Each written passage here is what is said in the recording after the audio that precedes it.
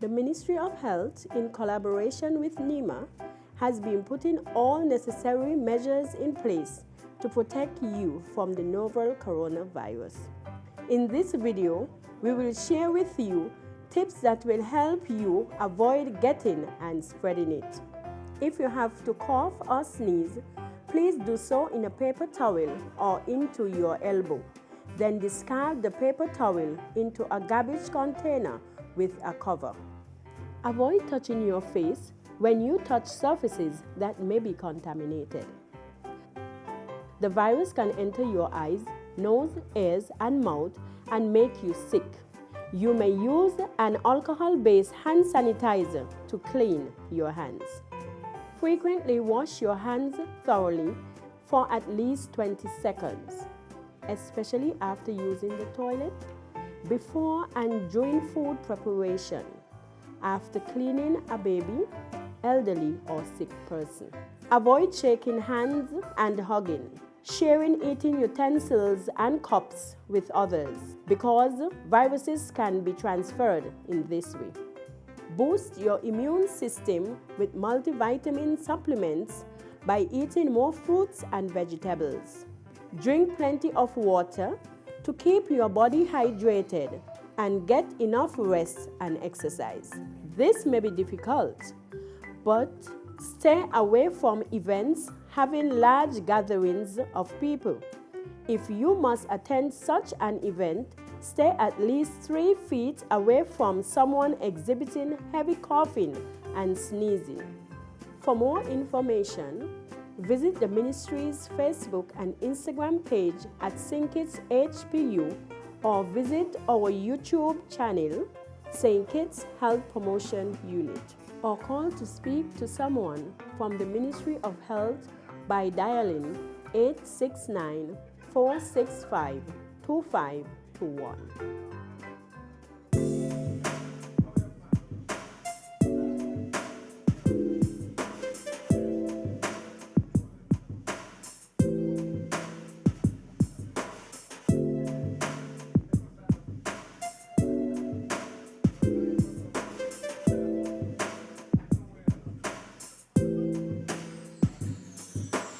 And I want to assure you that over the last couple of weeks, we have made quarantine regulations. If someone is going to be high risk, we are ready to invoke those regulations to protect our citizens. As I'm advised, there was one individual who came via the airport.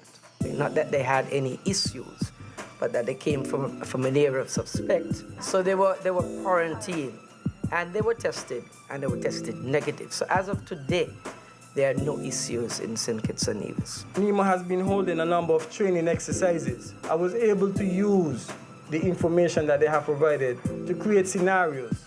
What these scenarios did, it prepared our infrastructure here in St. Kitts and Nevis to be able to respond in the event it has to be activated. Based on the projections that the PAHO would have said to us, all 3 of the hospitals in St. Kitts and Nevis would have to help carry the load in terms of the treatment of persons. How can individuals best prepare themselves for this impending outbreak? We want to recommend that you avoid close contact with anyone with cold or flu symptoms. And it's important that those who are exhibiting such symptoms, that they should remain at home. Hand hygiene is very, very important.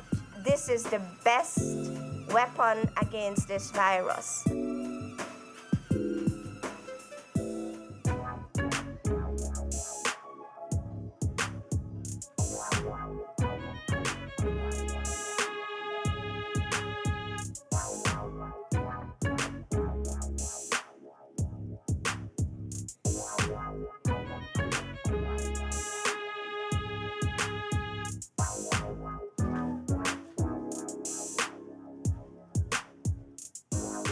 The symptoms include fever or chills, runny nose, muscle aches and pains, conjunctivitis, and symptoms of lower respiratory tract infection.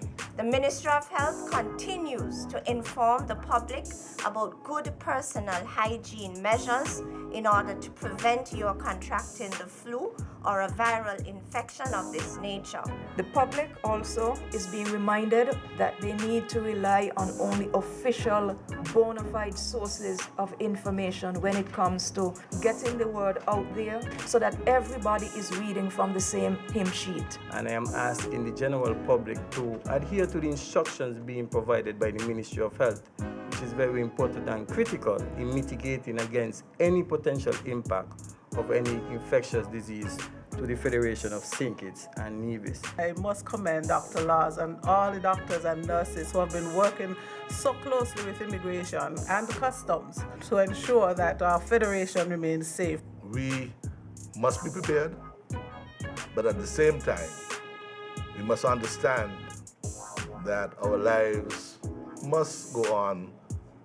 We live full lives here in St. Kitts and Nevis, and this must not be disrupted.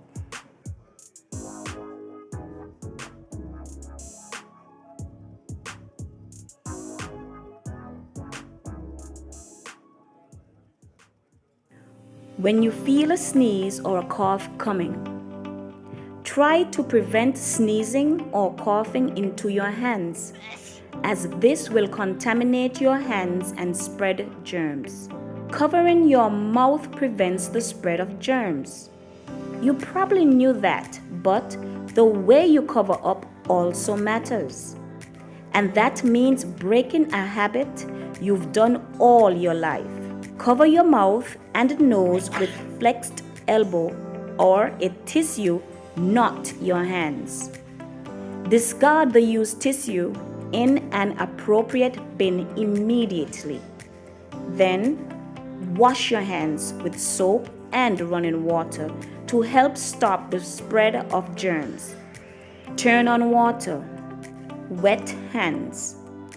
Apply soap and lather up. Focus on washing your hands for at least 20 seconds. Wash the front of your hands, the back, between fingers and around the nails.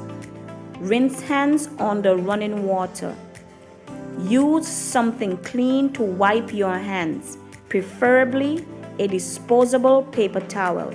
The best way to wash your hands is using running water and soap, but sometimes we don't have that available. When not available, use hand sanitizer that should have at least 60% alcohol content. Your health is your responsibility. This message was brought to you by the Ministry of Health, St. Kitts.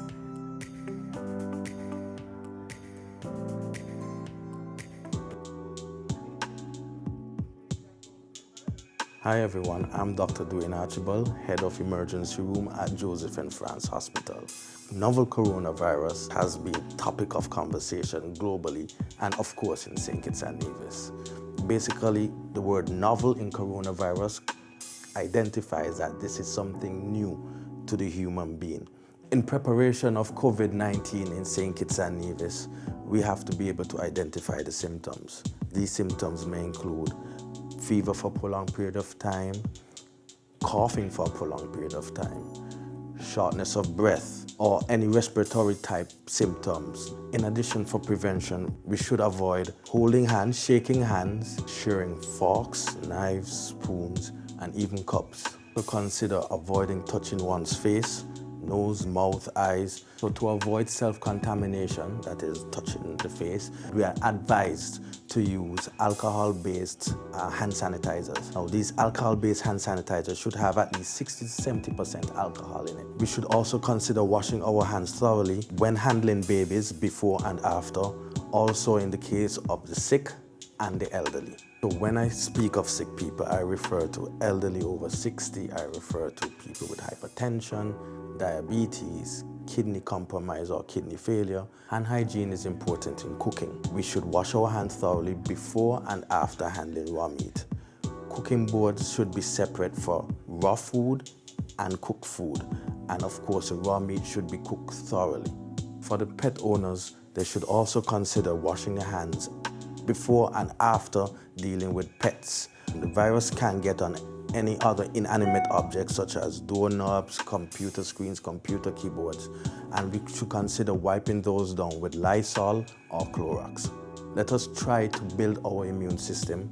Exercise, rest, vitamins, vitamin C especially, also fruits and vegetables, and hydration, drinking lots and lots of water. There is a lot of misleading information being spread about the COVID-19 rumors.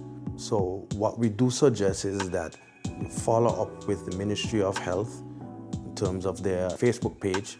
Also, there's information that's readily available from WHO, World Health Organization, or from Caribbean Public Health Agency. So for further information on COVID-19, we can visit the social media outlets or social media pages of the Ministry of Health through the St. Kitts Health Promotion Unit on the Facebook, on Instagram, and also on YouTube.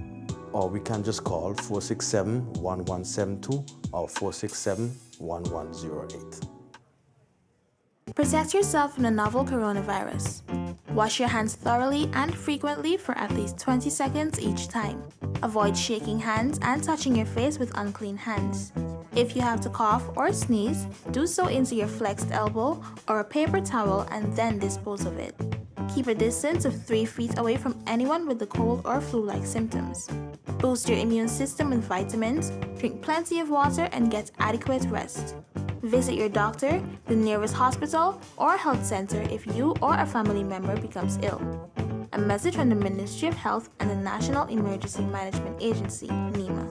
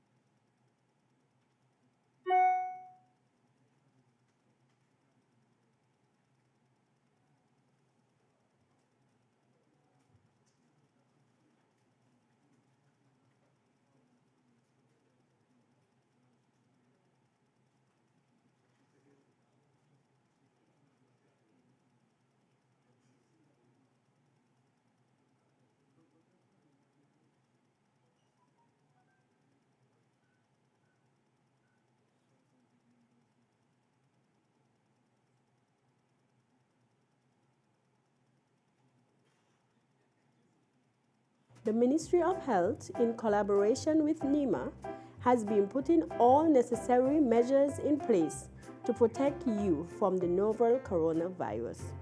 In this video, we will share with you tips that will help you avoid getting and spreading it. If you have to cough or sneeze, please do so in a paper towel or into your elbow. Then discard the paper towel into a garbage container with a cover. Avoid touching your face when you touch surfaces that may be contaminated. The virus can enter your eyes, nose, ears, and mouth and make you sick. You may use an alcohol-based hand sanitizer to clean your hands. Frequently wash your hands thoroughly for at least 20 seconds, especially after using the toilet, before and during food preparation, after cleaning a baby, elderly, or sick person. Avoid shaking hands and hugging, sharing eating utensils and cups with others, because viruses can be transferred in this way. Boost your immune system with multivitamin supplements by eating more fruits and vegetables. Drink plenty of water to keep your body hydrated and get enough rest and exercise. This may be difficult, but stay away from events having large gatherings of people. If you must attend such an event, Stay at least 3 feet away from someone exhibiting heavy coughing and sneezing. For more information, visit the ministry's Facebook and Instagram page at St.Kitts HPU or visit our YouTube channel, St. Kitts Health Promotion Unit, or call to speak to someone from the Ministry of Health by dialing 869-465-2521.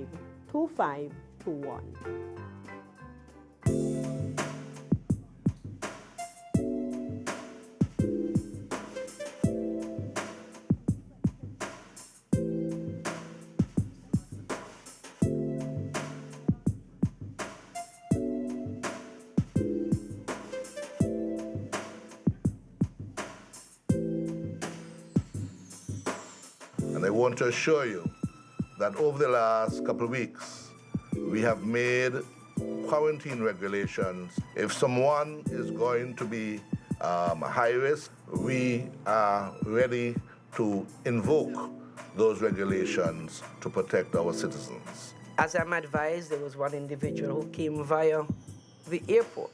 Not that they had any issues, but that they came from an area of suspect. So they were quarantined, and they were tested negative. So as of today, there are no issues in St. Kitts and Nevis. NEMA has been holding a number of training exercises. I was able to use the information that they have provided to create scenarios.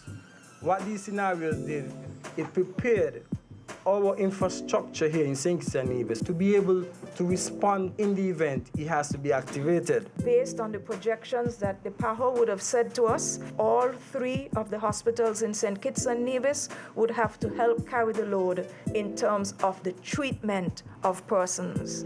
How can individuals best prepare themselves for this impending outbreak? We want to recommend that you avoid close contact with anyone with cold or flu symptoms. And it's important that those who are exhibiting such symptoms, that they should remain at home. Hand hygiene is very, very important. This is the best weapon against this virus.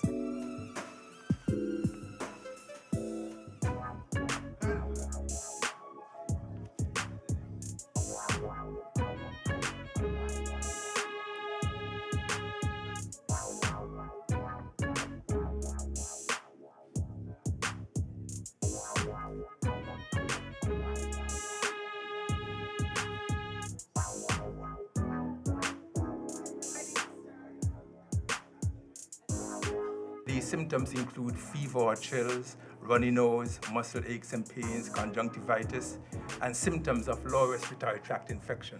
The Ministry of Health continues to inform the public about good personal hygiene measures in order to prevent you contracting the flu or a viral infection of this nature.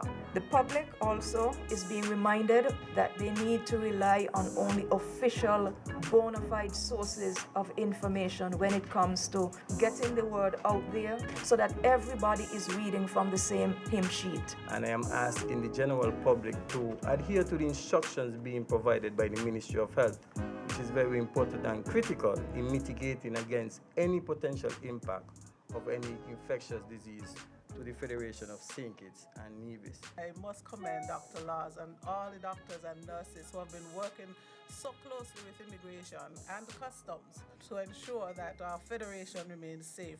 We must be prepared, but at the same time, we must understand that our lives must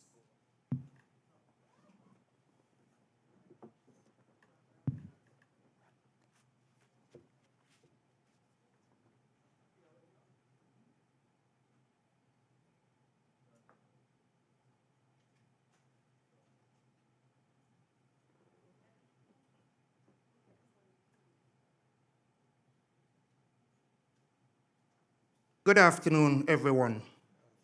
It is my pleasure as Deputy Prime Minister of St. Kitts and Nevis to welcome all of you to a very special press conference today, Tuesday, March 24th, 2020, being held under the auspices of the Prime Minister and his Team Unity administration.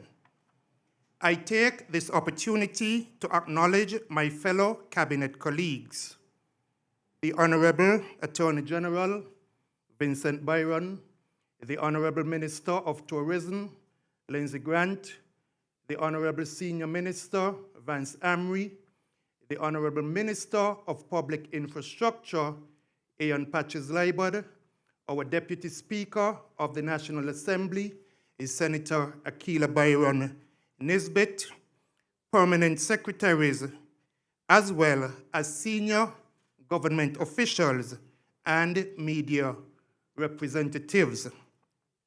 Today, we appear before the people who are joining us via radio, television, social media, and the web, and before the members of the press at the Ocean Terrace Inn for another monthly Prime Minister's press conference. But as I alluded to earlier, today's press conference is different than others. Not only is there a layout and seating arrangement that incorporates social distancing measures, but other social distancing protocols are being followed here today as well, with our in-person audience being provided upon entry with hand sanitizer that contains at least 60% alcohol. Moreover, today we will present an unprecedented stimulus plan which is wide-ranging and diverse in scope and impact. In it, you will see there is something that will satisfy everyone, particularly those who would find themselves most impacted by this global coronavirus COVID-19 pandemic crisis. This is what leadership entails: the inclusion and protection of our citizens and residents, particularly in their greatest time of need. This is why leadership matters, and it is also why I am proud to be a member of this government, which is being ably led by Prime Minister Dr. the Honorable Timothy Harris. Before I welcome the Honorable Prime Minister, allow me to outline some protocols. Each member of the press will be allowed 2 questions only. Kindly state your name before asking your questions. Questions will be limited to the coronavirus only.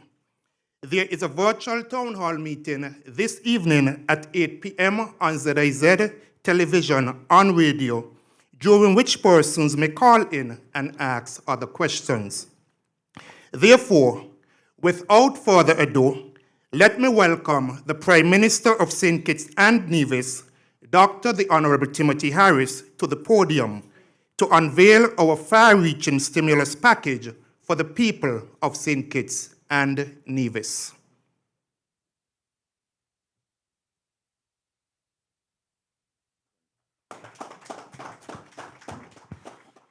Thank you very much, Deputy Prime Minister.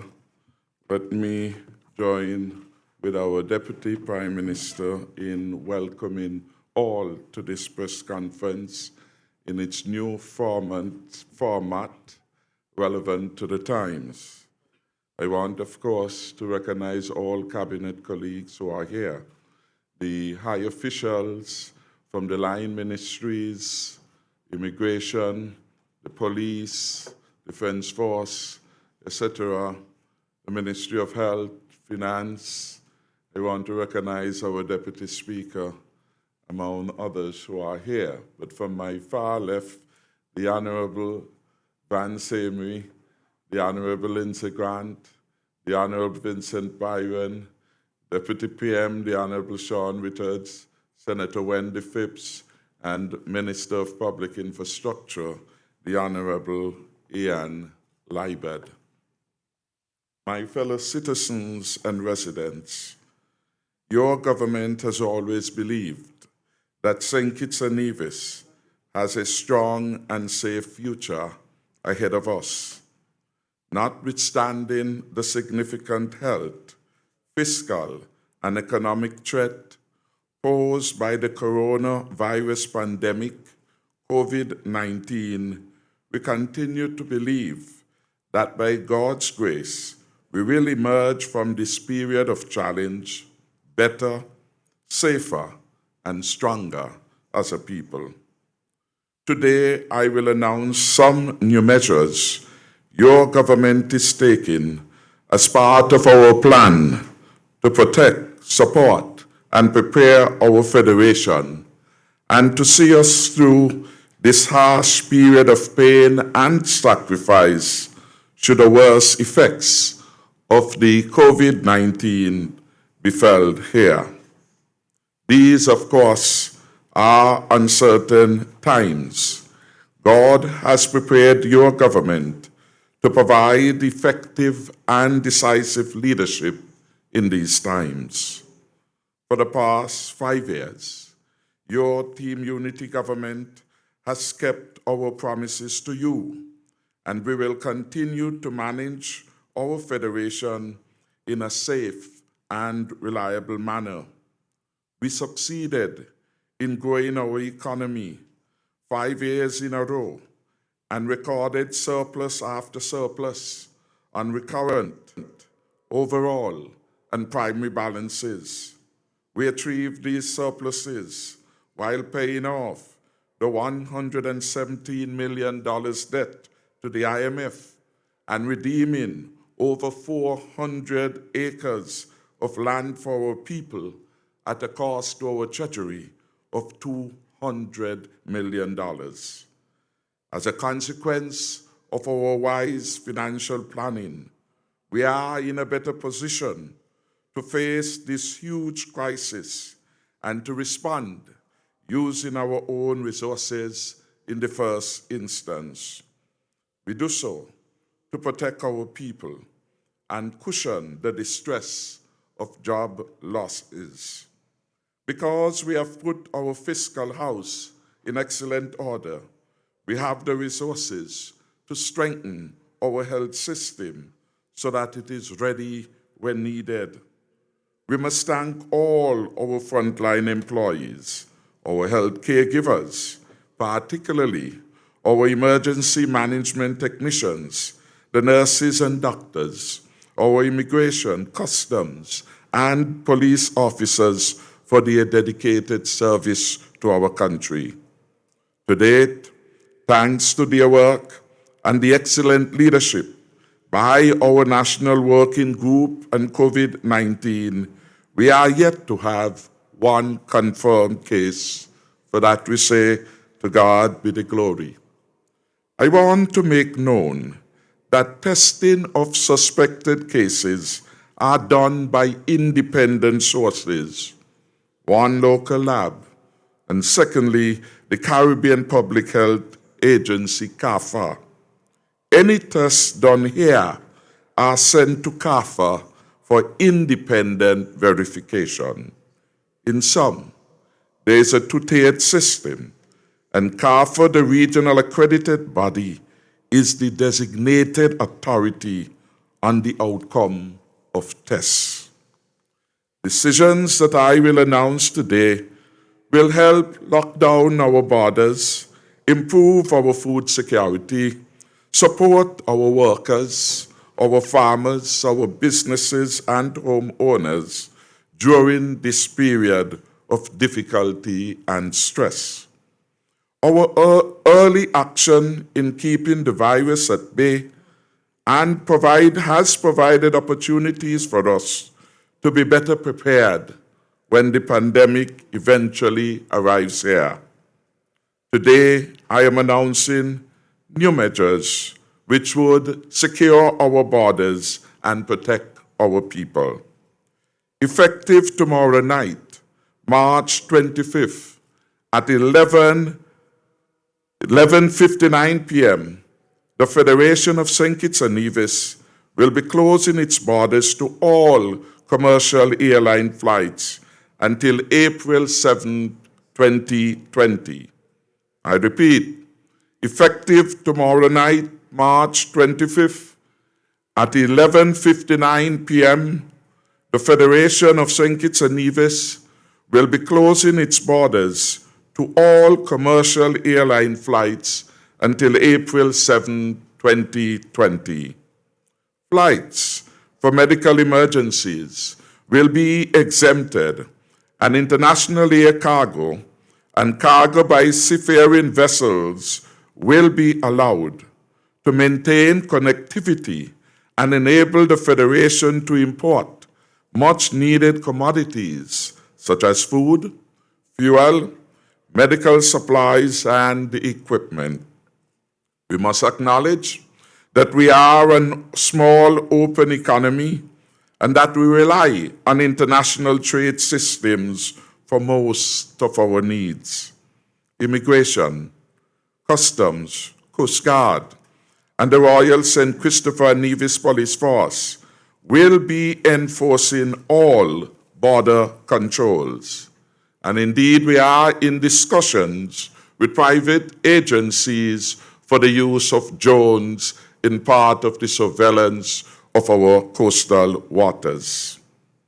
In this regard, we are in the process of new recruitment in these frontline security areas. The move to close our borders as a precautionary health measure means that nationals and residents overseas who cannot return by the deadline will need to remain in place until our border is reopened. I know this has been a very traumatic experience for our citizens due to the uncertainty and anxiety generated by the pandemic, but we must do all we can to protect ourselves against COVID-19 entering our shores. We have already announced an additional $16.9 million investment in our health system. Recall, this is in addition to the $62 million we have allocated already to the health sector in our 2020 budget. We are also recruiting a large number of health professionals from overseas to assist us in our fight against COVID-19. In this regard, I am happy to report that some of these personnel will be arriving shortly. Today, however, I want to talk to you about the measures we are taking to support our workers, our homeowners, our businesses, and farmers during this time. The economic fallout from the pandemic is expected to be severe in the critical sectors of tourism and manufacturing, with our job creators, that is our employees, and small to medium-sized businesses in particular being the worst affected by reduced income. In many ways, that economic fallout is already here. And that is why my government, after consulting with critical stakeholders, is acting. We feel for our workers. We feel for our taxi operators and the wider group of hotel workers. Indeed, we feel the pain of everyone whose life has been dramatically altered by the dangerous pandemic. My government yesterday approved the following elements of a stimulus package aimed to ease the difficulties experienced by our people. Our fiscal and economic stimulus aims to help our workers maintain their dignity and keep their heads above water while together as a people we weather the crisis in unity and solidarity with each other. We offer support to corporate and unincorporated businesses, the agricultural sector, the self-employed, our farmers and fishers, among others, and indeed to all directly affected by the crisis. Our package of assistance is nearly $120 million. This represents the largest assistance package announced by any government in our region to date. In addition to current public assistance initiatives, to which all affected are entitled to apply should they meet the established criteria, the government's stimulus package to cushion the impact of the health crisis and evolving economic crisis constitutes the following. 1. There will be a postponement of the payment of property tax from June to September 2020. There will be the postponement of the payment of property taxes for the period June to September 2020. The removal of VAT and import duty for a 6-month period on the following additional hygiene items. I am advised that several of these items that are being used for purposes of hygiene are already VAT-free. But we add now to the list hand sanitizers, hand sanitizer dispensing machines, disinfecting wipes, rubbing alcohol, gloves, masks, and protective gowns. Third element would be the removal of import duty and customs service charge for 6 months on the following: vegetables, fruits, fruit juices, cough and cold preparations, and vitamins. These food items, of course, are already VAT-free. What we now add is 2 additional elements of taxes, the import duty and the customs service charge, which are now foregone for the 6 months period to vegetables, fruits, fruit juices, and additionally, the same waiver is extended to cough and cold preparations and vitamins. Fourthly, a waiver of payment for consumption of water for the period April to June 2020 for individuals who have been laid off by businesses or experience a reduction in earnings as a consequence of the COVID-19. Fifthly, a reduction of the corporate income tax rate from 33% to 25% for the period April to June 2020 for businesses that retain at least 75% of their employees. So this is a special and significant corporate tax reduction intended to assist businesses whose social corporate responsibility is such that they will partner with the government and with their employees and help to keep them at work, at least 75% of them, during this period of difficulty. Sixthly, there will be the reduction of unincorporated business tax. The rate will move 50% downwards from 4% to 2% for the period April to June 2020.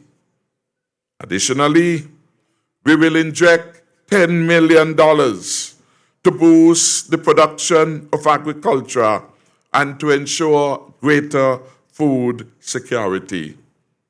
Of course, all these amounts are new amounts in addition to those already provided for in the 2020 budget. The eighth intervention is a waiver of payments for the consumption of water by farmers for 6 months, April to September 2020. As we attempt to enhance the production of agriculture, water becomes very critical. And to support their efforts at getting water on their farm, we have determined that the consumption of water will be free of charge for the period under consideration. That is April to September 2020.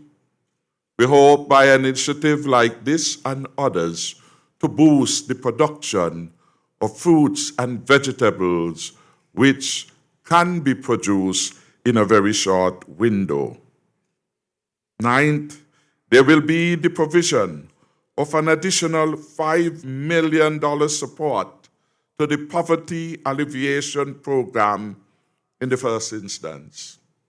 Already we have expended about $30 million in support to households. Some 4,000 households every month receive a top-up from my government to help them through their daily living. We anticipate, as a result of more persons falling into unemployment, that they will need to access that support. And so we have provided for an additional sum of $5 million to the Poverty Alleviation Program. Our 10th intervention: employees who contract the virus and for whom contributions were made would be eligible for Social Security benefits. The Social Security Board, in this regard, will establish a special fund of about $15 million to assist with income support up to a maximum of $1,000 per month for workers whose income would have been impacted by COVID-19. Registered self-employed persons who can show that they have been impacted would also qualify for this support.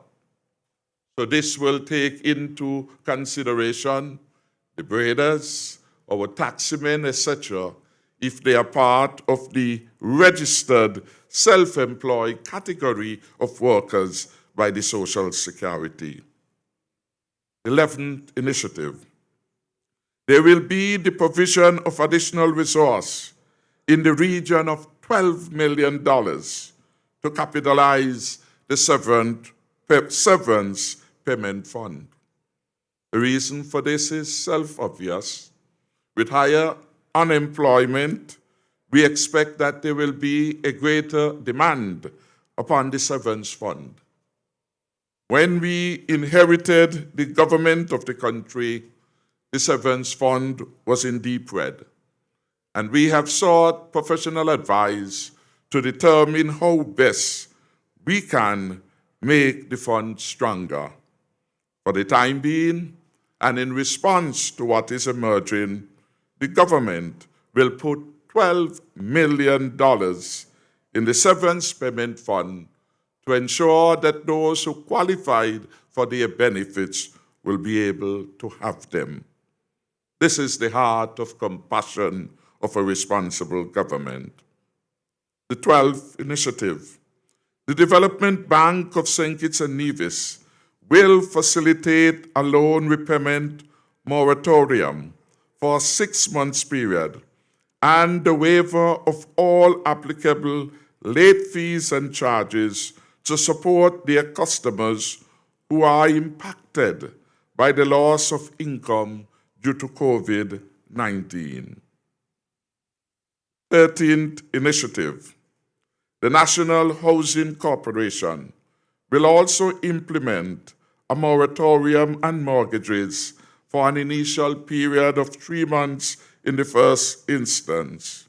We expect that a more extensive program of support will shortly be finalized by the board. The St. Kitts Electricity Company, SCELEC, and the Nevis Electricity Company, NEVLEC, would implement a moratorium on payments for electricity services for affected businesses and individuals for a 3-month period, April to June, in the first instance. Number 15, there will be fresh sums invested in the popular Fresh Start program to assist the poor and marginalized youths by providing access to capital to fund small and medium-sized business projects. $5 million will be provided in this regard. Number 16, we will provide funding through the Development Bank of St. Kitts and Nevis for mortgage loans to our citizens in the amount of $30 million. I am advised that the first tranche of this amount has already been made available. Number 17, the government will reprioritize and accelerate the pace of implementation of approved capital projects that could have a direct positive impact on the economy. I want to say a word on this because in our last budget, we identified the most significant public sector investment program to be undertaken in our country. And in that regard, we propose $191 million to be invested in the public sector. Those particular projects we will reorganize to ensure the most significant impact on the economy. As the critical sectors become vulnerable, tourism, manufacturing, etc., given the interplay of external developments, it is important that we have some level of activity which is going counter-cyclical in that regard. And so we are going to target construction because it has the greatest opportunity to bring the economy on a more stable path and to create work for a large pool of our people. I want also to announce that there are several other benefits, and in this regard, I want to point to the discussions that we have had with the cable. The cable, of course, is part of the statutory enterprises. It is a private sector entity with phase and advice of the AG in which the government has significant interest. I want to thank, though, the Attorney General who had reached out to that entity to see how they could partner as part of the broad all-of-society approach in response to this COVID-19 pandemic, for reaching out to the board, and they have today sent us their proposals for moving forward. And I want to read them. In our pledge to ensure no home is left behind, and to play our part in maintaining productivity while advancing connectivity, the cable will for the next 6 days do the following. And so I have announced already 17 specific initiatives. I will number these in sequence. 16, some have counted. The next 60 days, what did I say? 6. Fault of the technology of my eyes. I repeat that this offering from the cable will be for the next 60 days, 60. And they are number 18 in the list of initiatives. I'm going sequentially now. They will increase the speed of the entry-level broadband package from 6 mg to 10 mg to facilitate reliable online education and e-learning. The Attorney General would explain more if needs be. Number 19, they will reduce the price of the flash and bold packages by 20% to make access more affordable on an online schooling and small business continuity. So the flash would move, for example, from $99 to $79, a significant saving of $20.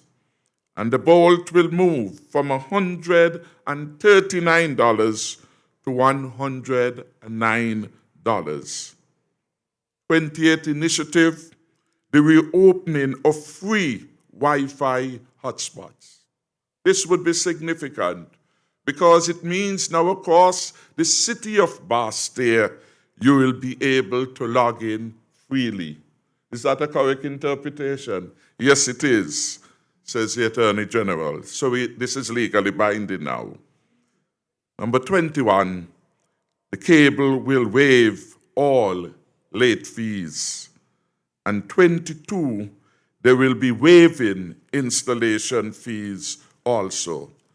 These are some significant contributions which the cable is making, and I think they deserve a hand of applause in appreciation of this outstanding partnership.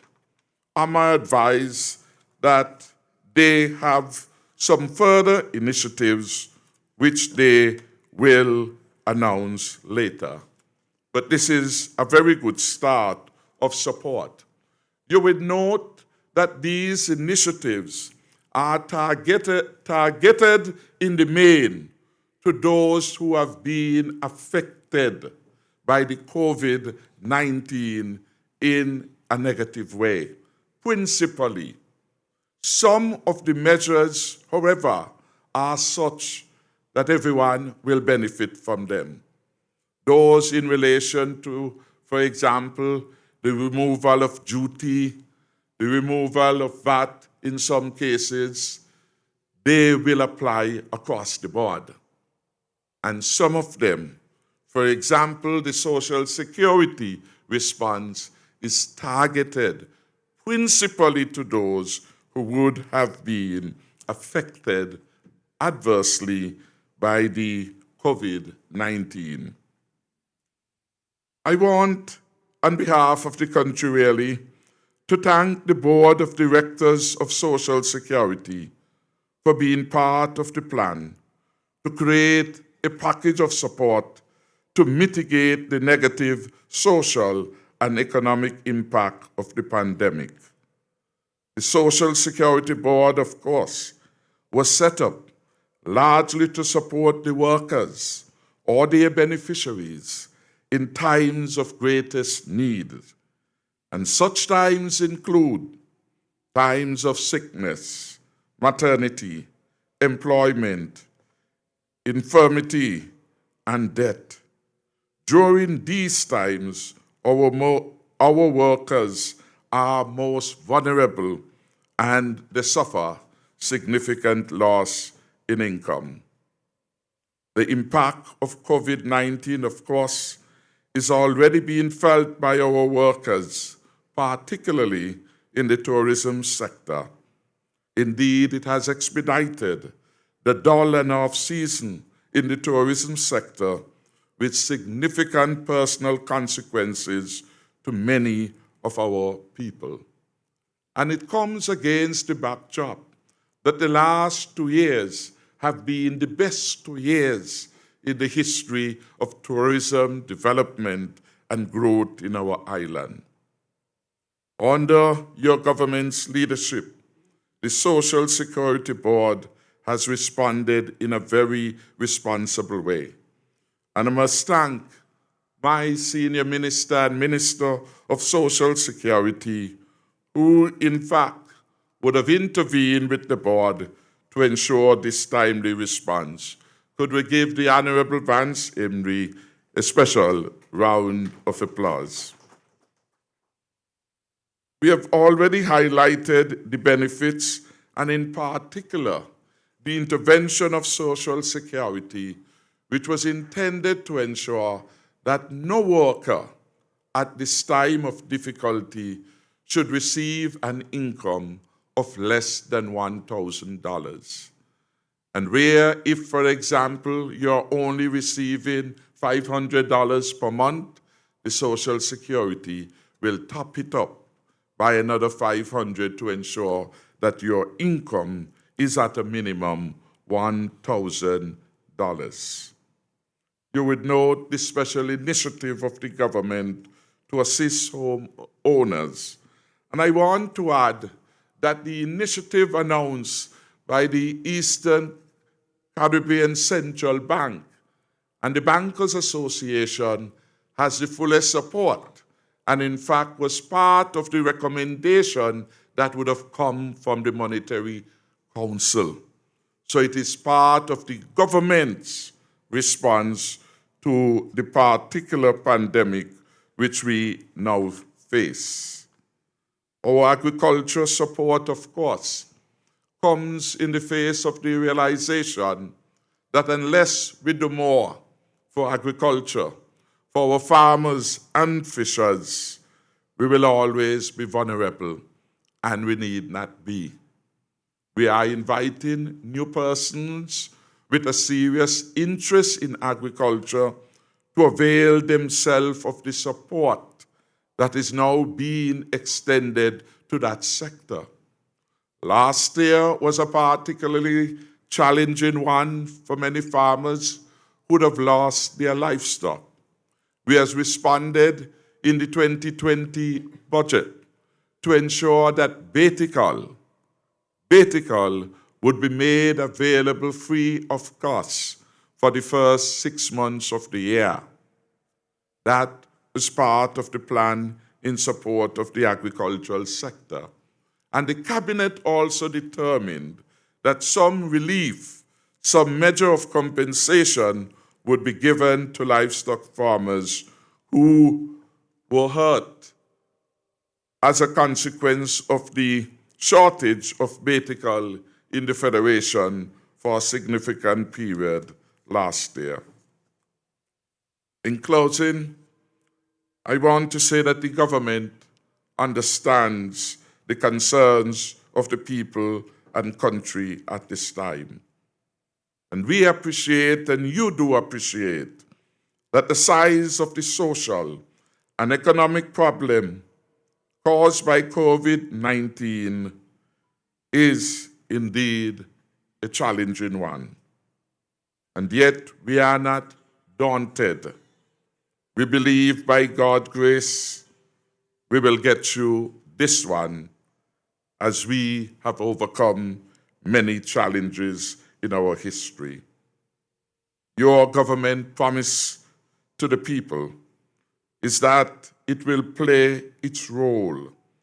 And we, as a cabinet of ministers, will continue to provide stable and decisive leadership in these uncertain times. Yes, we have determined that it is the right time to lock down the borders. We are investing millions of dollars in our health system and building up on our medical supplies and life-saving gears for our people. And I understand that later today you will have the benefit of seeing what are some of these protective pieces of equipment which are now coming in vogue and are clearly in high demand. I want to thank the medical fraternity and the health ministry for bringing and being able to showcase to those who are here today some of the items in which we have invested. We are, of course, as a government, looking out for our workers, looking out for the farming community and the fishing community. in these initiatives which I have outlined, clearly we have had the interests of the home owners in mind, and we have sought where we can to cushion the impact on all businesses. Indeed, as a government, we are working to a robust plan so that St. Kitts and Nevis can come through this challenge stronger and more united than ever before. We welcome all hands on deck to build a stronger and safer future for St. Kitts and Nevis. We encourage the private sector to demonstrate their best corporate social responsibility at this time in their care and consideration of their workers by keeping them at work for as long as possible and providing them with the best package should they need to reduce their workforce. We appeal to them to stock up on safety products and the matter of sanitation at the workplace.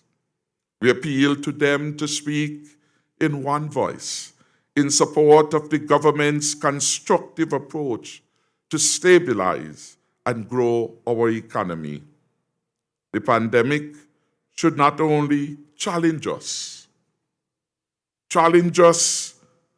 to look at the flaws in our system, but also it must motivate us to seek for new areas of engagement.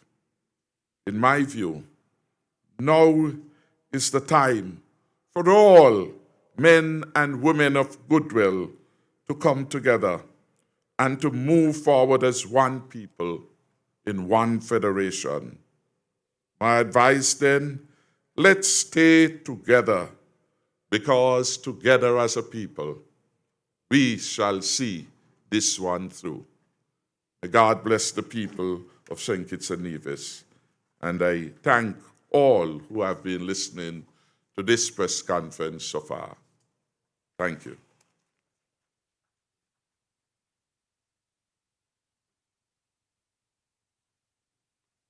Thank you, Prime Minister. We will now open the floor for questions from the media personnel, as I indicated before, and I reiterate a maximum of 2 questions per person. Please state your name and the media house that you are representing. Finally, questions must be related to coronavirus or COVID-19. However, before we take the first question, let me take this opportunity to thank Mrs. Christmas Jacobs, who is here with us this afternoon, providing sign language for those who are challenged in terms of being able to hear. Jason Davis is at ZIZ Broadcasting Corporation. In the Prime Minister's announcement, he's stated that we'll be stopping all commercial flights as of later this week. What about cruises? All cruises have been stopped?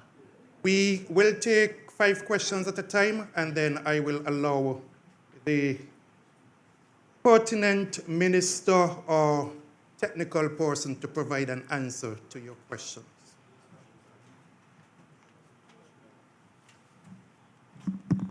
Good afternoon, Ken Richards, Win FM.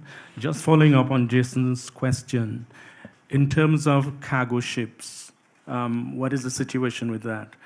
In terms of pharmaceutical products, how easy will it be for the continuing import of that to take place? In terms of people quarantined, can we get a sort of an assessment of the number of people who've been quarantined so far? I know some of them may be quarantined for 14 days and then they move on. But in case of how many people have been quarantined, both self-quarantine and official, and the number of people who've been tested so far, if you could give us that number. A lot of people are suggesting that people are not being tested because they're not getting the numbers. I'm sure people are being tested, but if we could get the numbers, that would be very useful. Just one more thing on the quarantine situation. In terms of the quarantining of people, self-quarantine, are they being policed? And I'm asking that because there's a situation in a neighboring country where people were self-quarantined and they were being monitored but not policed. And what was found is that one of the two people actually owned a bar, and when they went to monitor on that particular person, she was actually in her bar selling. So, thank you.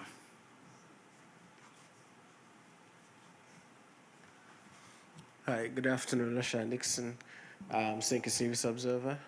My question relates to the election in the first instance.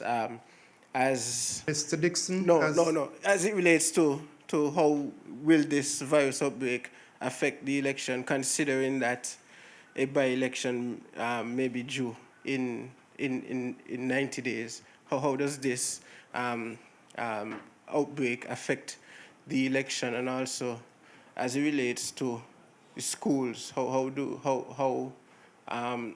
is in place to protect the children at the schools?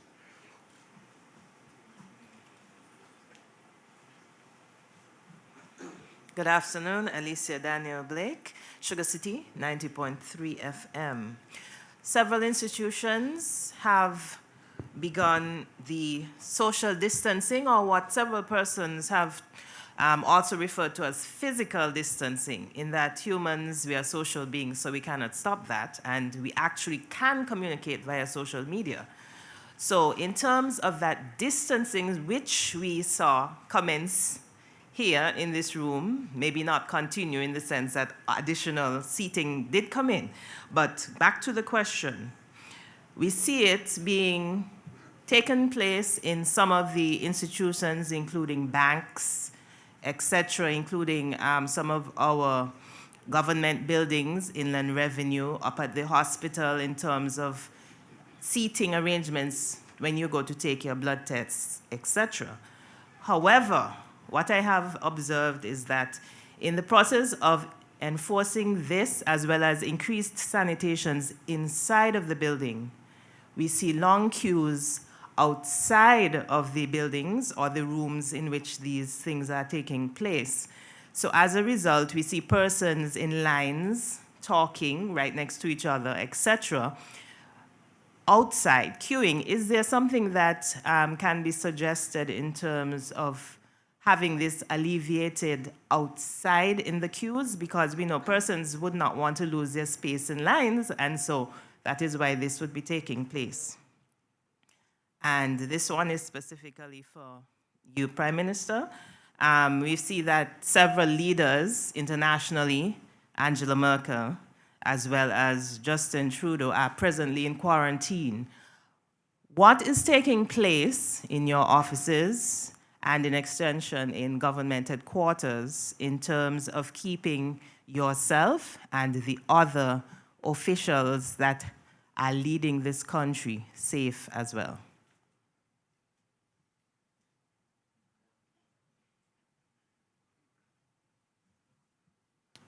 Hi, good afternoon. Val Thomas, Sugar City FM. I have one question. Most of the answer that I was expected is already laid out by the Prime Minister, Dr. Timothy Harris. My question, where's God in all this? I'm not hearing about God. No part of this. For the whole couple weeks that we are talking about coronavirus, reform task force, we're not hearing about any pastors or ministers of religion is with the task force, maybe to pray before. Where's God? Tell us. Thank you. We will pause now to allow persons to respond to those questions. The first question, which was posed by Jason Davis of ZIZ. That is a question relative to whether or not the borders have also been closed to cruise ships. I will ask the Honorable Minister of Tourism to respond to that question.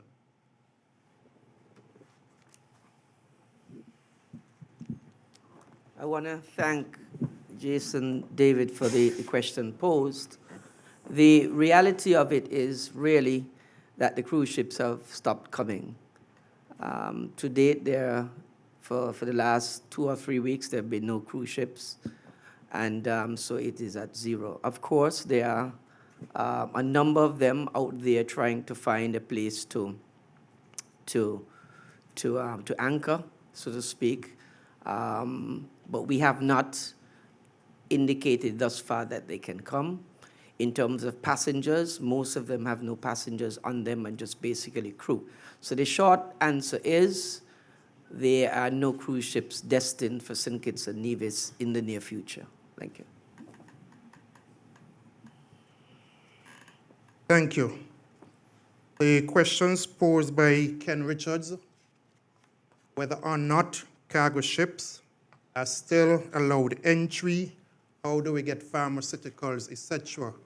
I do believe that the Prime Minister indicated that the ports are closed for commercial flights, which, however, with regards to cargo vessels will still be allowed in, and cargo aircrafts, that is for the import of food supplies and other materials that we depend upon. That, of course, would also include pharmaceuticals.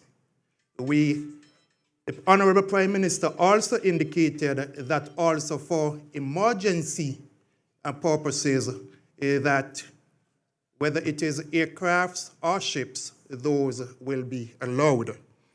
The question relative to quarantine, I will ask either the CMO or Dr. Wilkerson to provide a response.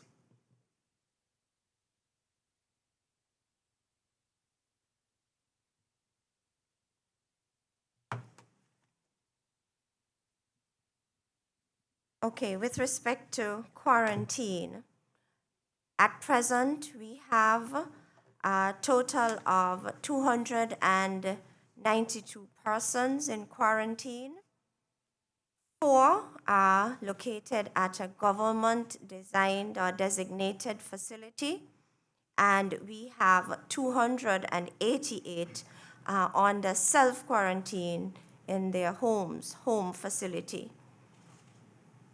207 in St. Kitts, 81 in Nevis. So that answers the question regarding quarantine. You went on to ask if they are being monitored. And yes, these individuals are monitored on a daily basis. Again, they can be visited, or we utilize the telephone in terms of monitoring them. You also mentioned or asked if this process is being policed. I want to bring your attention to the statutory rules and orders, public health quarantine regulations, which was published on the 21st of February 2020, section 15, and it reads, offenses and penalties. Pursuant to section 10(2) of the Public Health Act, a person who contravenes the provisions of these regulations shall be liable on summary conviction to a fine not exceeding $8,000. And so the police is working in collaboration with the public health practitioners in terms of monitoring those who are in quarantine. Now, testing. At present, a total of 39 persons have had samples sent off for testing. 29 from St. Kitts, 10 Nevis. We've received 19 results so far, all negative. Results for 20 individuals, pending. Results came from Caribbean Public Health Agency Laboratory in Trinidad and the Next Generation Laboratory here in St. Kitts. Testing. I just want to also add that testing is done systematically. We have a national laboratory testing protocol, and individuals who exhibit or manifest symptoms, they are evaluated, and we utilize the World Health Organization case definitions to guide us in terms of testing.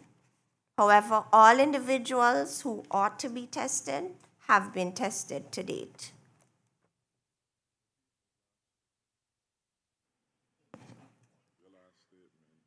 All individuals who require testing have been tested to date. Thank you, sir. A question by Mr. LaShawn Dixon relative to the closure of schools. The Prime Minister should have indicated during his remarks that a decision has been taken to close schools as of this coming Friday. It therefore means that in the first instance, the Easter vacation has been extended by 1 week.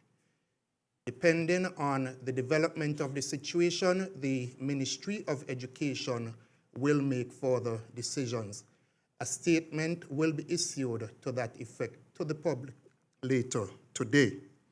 On the question of how COVID-19 will affect the upcoming elections, and the question posed by Val Thomas, where is God in all of this?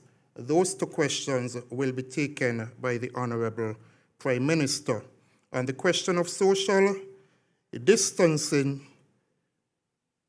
which came from Alicia Daniel, will ask the Honorable Attorney General in his capacity as chairperson for the National Disaster Mitigation Council, and who is also part of the task force, to respond to that question, while the Prime Minister will also speak to what are the plans in place to ensure that all officials within government headquarters are adhering to certain protocols.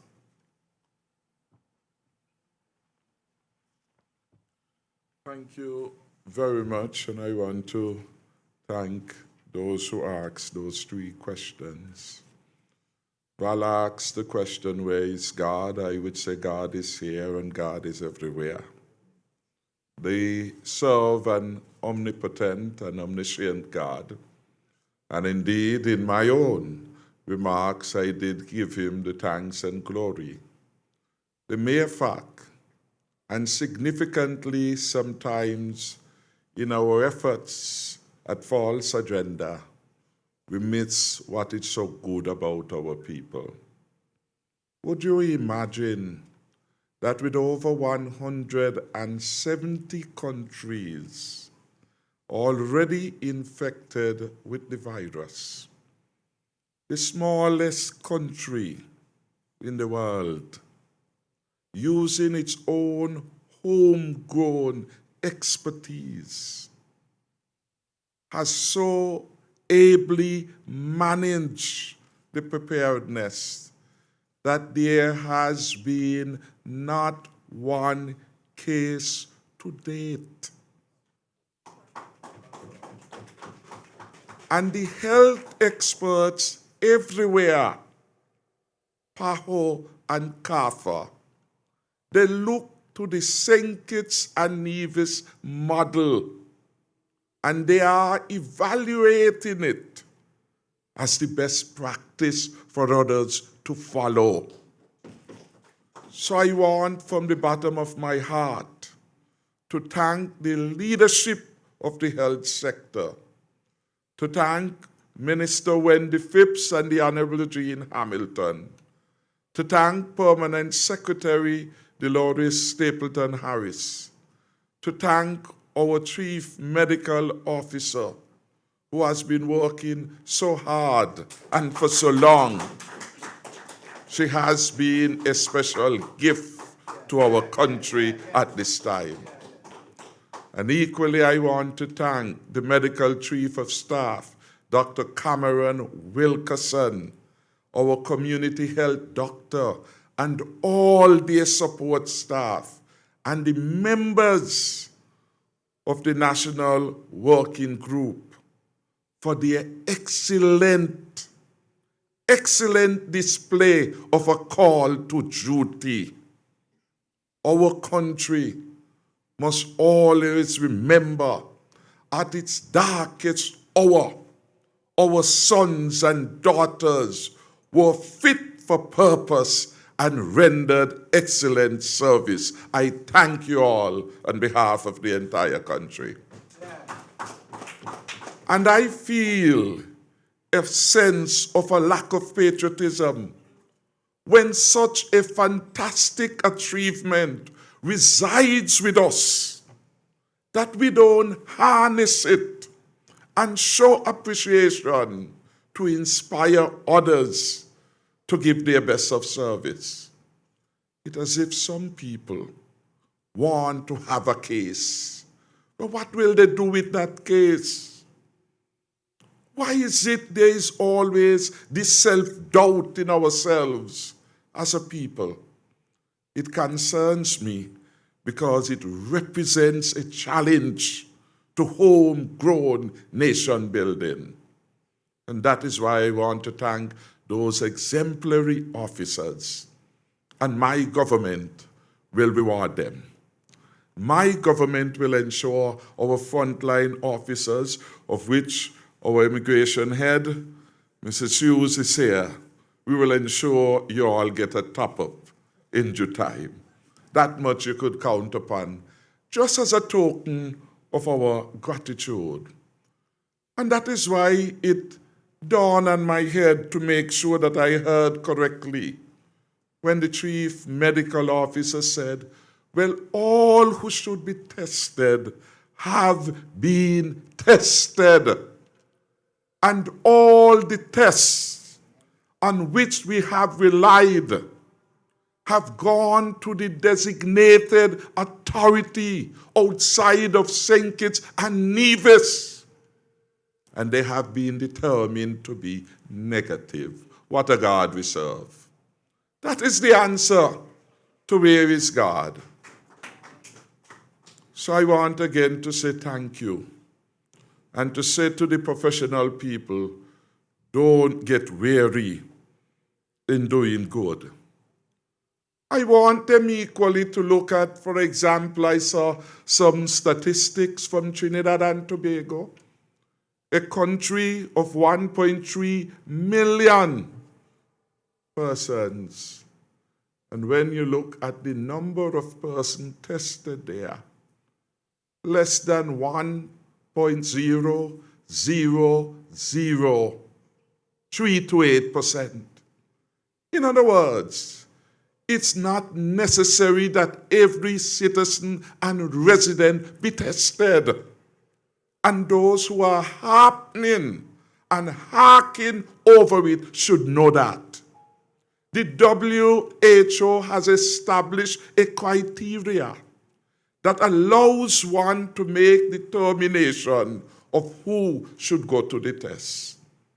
Are we to believe that some of the doctors who are talking about this, if there was a case, they will know because they have patients too?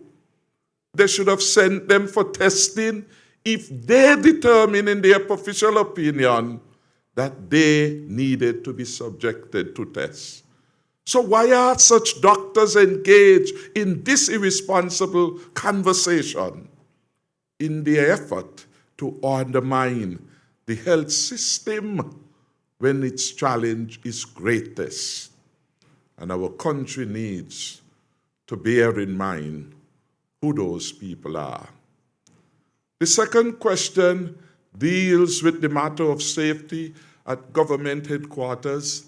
As we have been doing everywhere, we have organized for training to be provided to the people throughout the public sector. They were at Public Works, for example, an entire ministry. They were with the police and security forces, with our schools. It's an ongoing effort. And of course, we will try to be the model employer. And we have encouraged people to follow the simple advice for their own protection. And just follow proper hygiene, build up your immune system, and avoid stress. That would help you too. So just follow the professional advice, and most of all, remain calm. Forget the propaganda and forget the fake news. That will keep you in the best. And I want to encourage, while I'm on this matter, our citizens and residents. When the professional reached out to our suppliers, they say that for the immediate future, we have enough stocks. Efforts by people to do panic buying will not help. It creates an unnecessary disorder, which then endangers all of us. So there is no need at this point in time for persons to shop for those things which are not needed. So I've answered the question, where is God? I've answered what we are doing for praying. And I just want to add, recently, a group of about 12 pastors visited government headquarters. And I want to thank them publicly, as I did privately without naming them. And they said that they were moved by God to come to pray for the leadership of the country at this particular moment in time. Senior Minister and Minister for Ecclesiastical Affairs was there, and he felt blessed. The Cabinet Secretary was there, and she felt blessed, and I myself felt blessed. So the pastors are there, and they are part of our outreach effort. In relation to the matter of the timing of elections, I would say let's put that on the back burner. For this pandemic is not about the elections. We have to focus on the priority. And the energies of the Team Unity administration right now is how can we keep every citizen and resident in St. Kitts and Nevis safe. Thank you very much.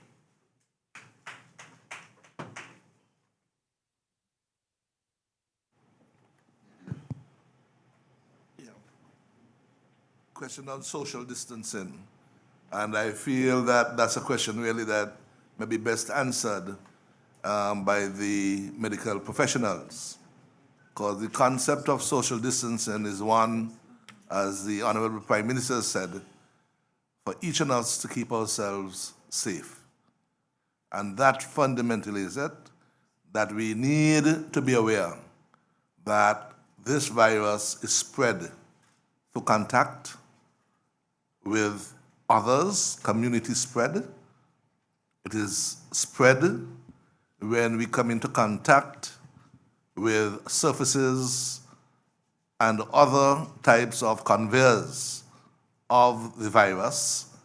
And so it behooves each and every one of us, all citizens, all of us, to be constantly aware of coming into contact with each other and with surfaces that are not clean.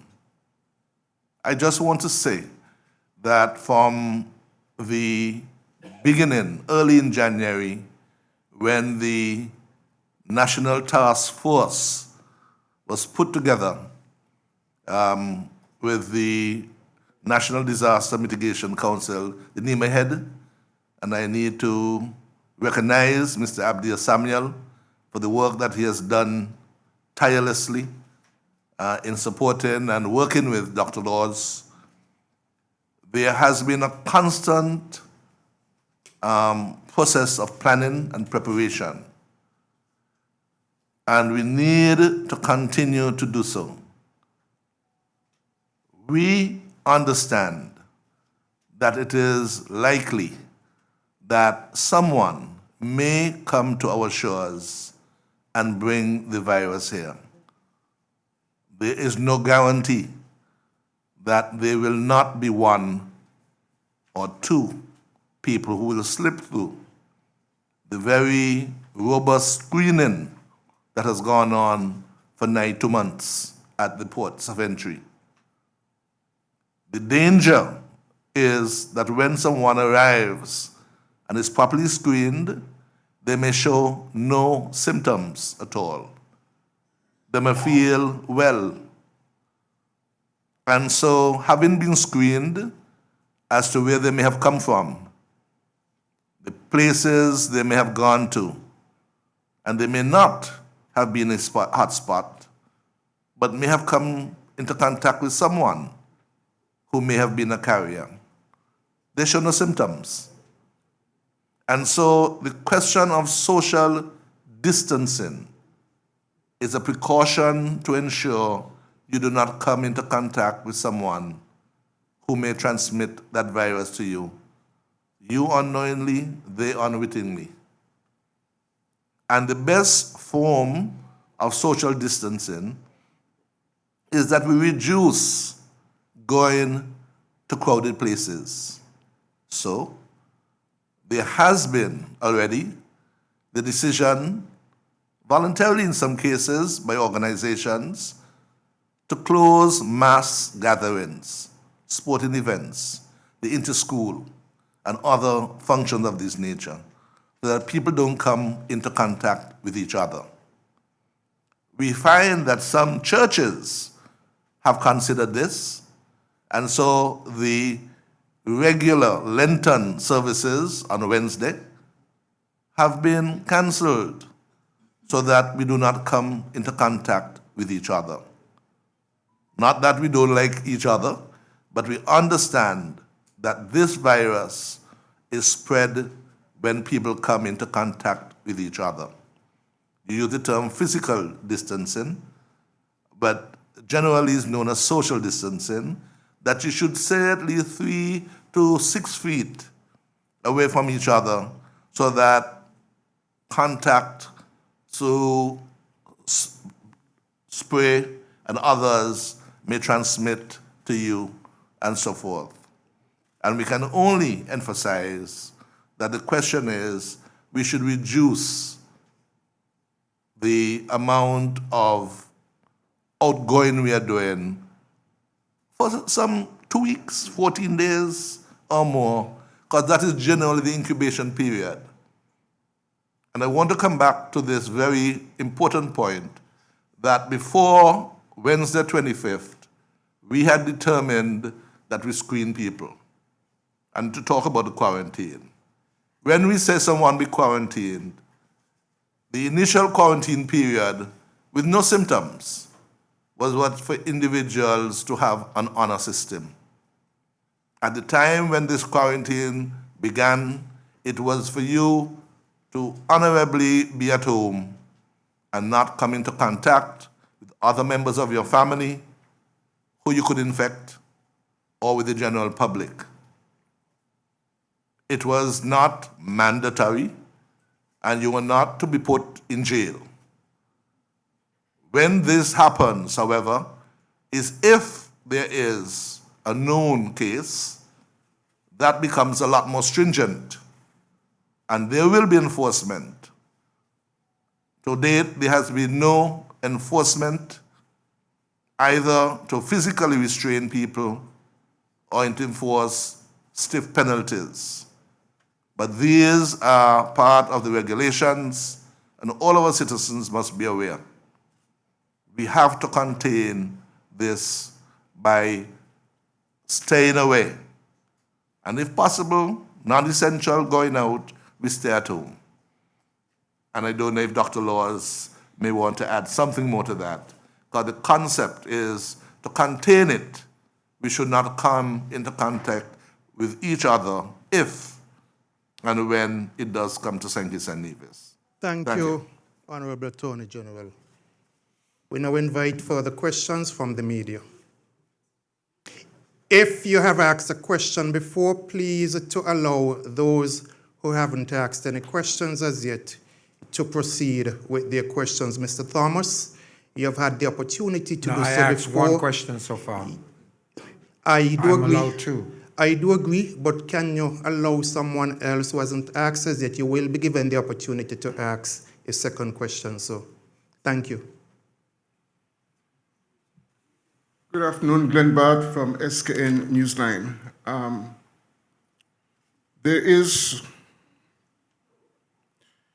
Well, first of all, there is a statement that was made by Prime Minister in his first broadcast on Sunday evening with regards to a certain number of persons, expertise that are coming in, about 80-something plus.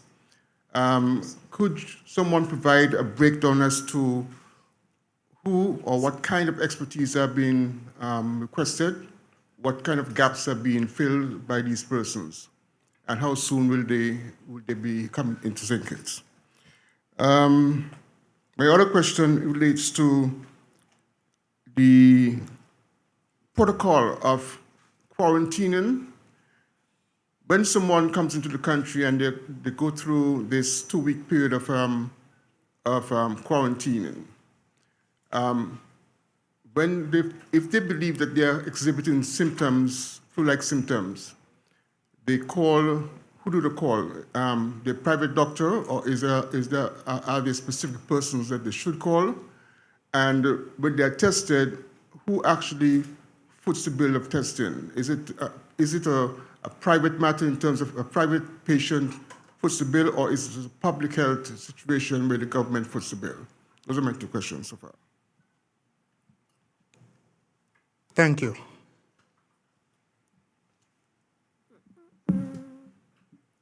Mevan Thompson, Freedom FM, good afternoon. Regarding sections or aspects 7 to 17 of the economic response, where are the funds coming from? And secondly, if there is an outbreak, how many tests will be done per day? And what measures are in place if the number of patients becomes overwhelming?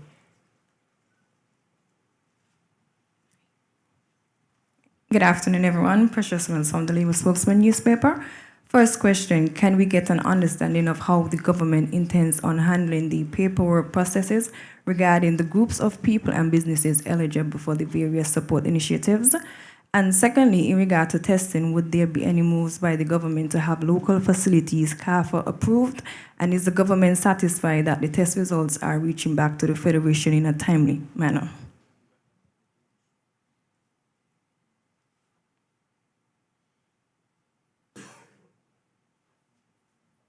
Sir Thomas, you may proceed. Thank you, sir. Is the hotline number active at this moment? And we're hearing about all these countries that are banned from coming into St. Kitts. We're not hearing about Taiwan, and there are plenty of cases in Taiwan. Could you explain that to us, please?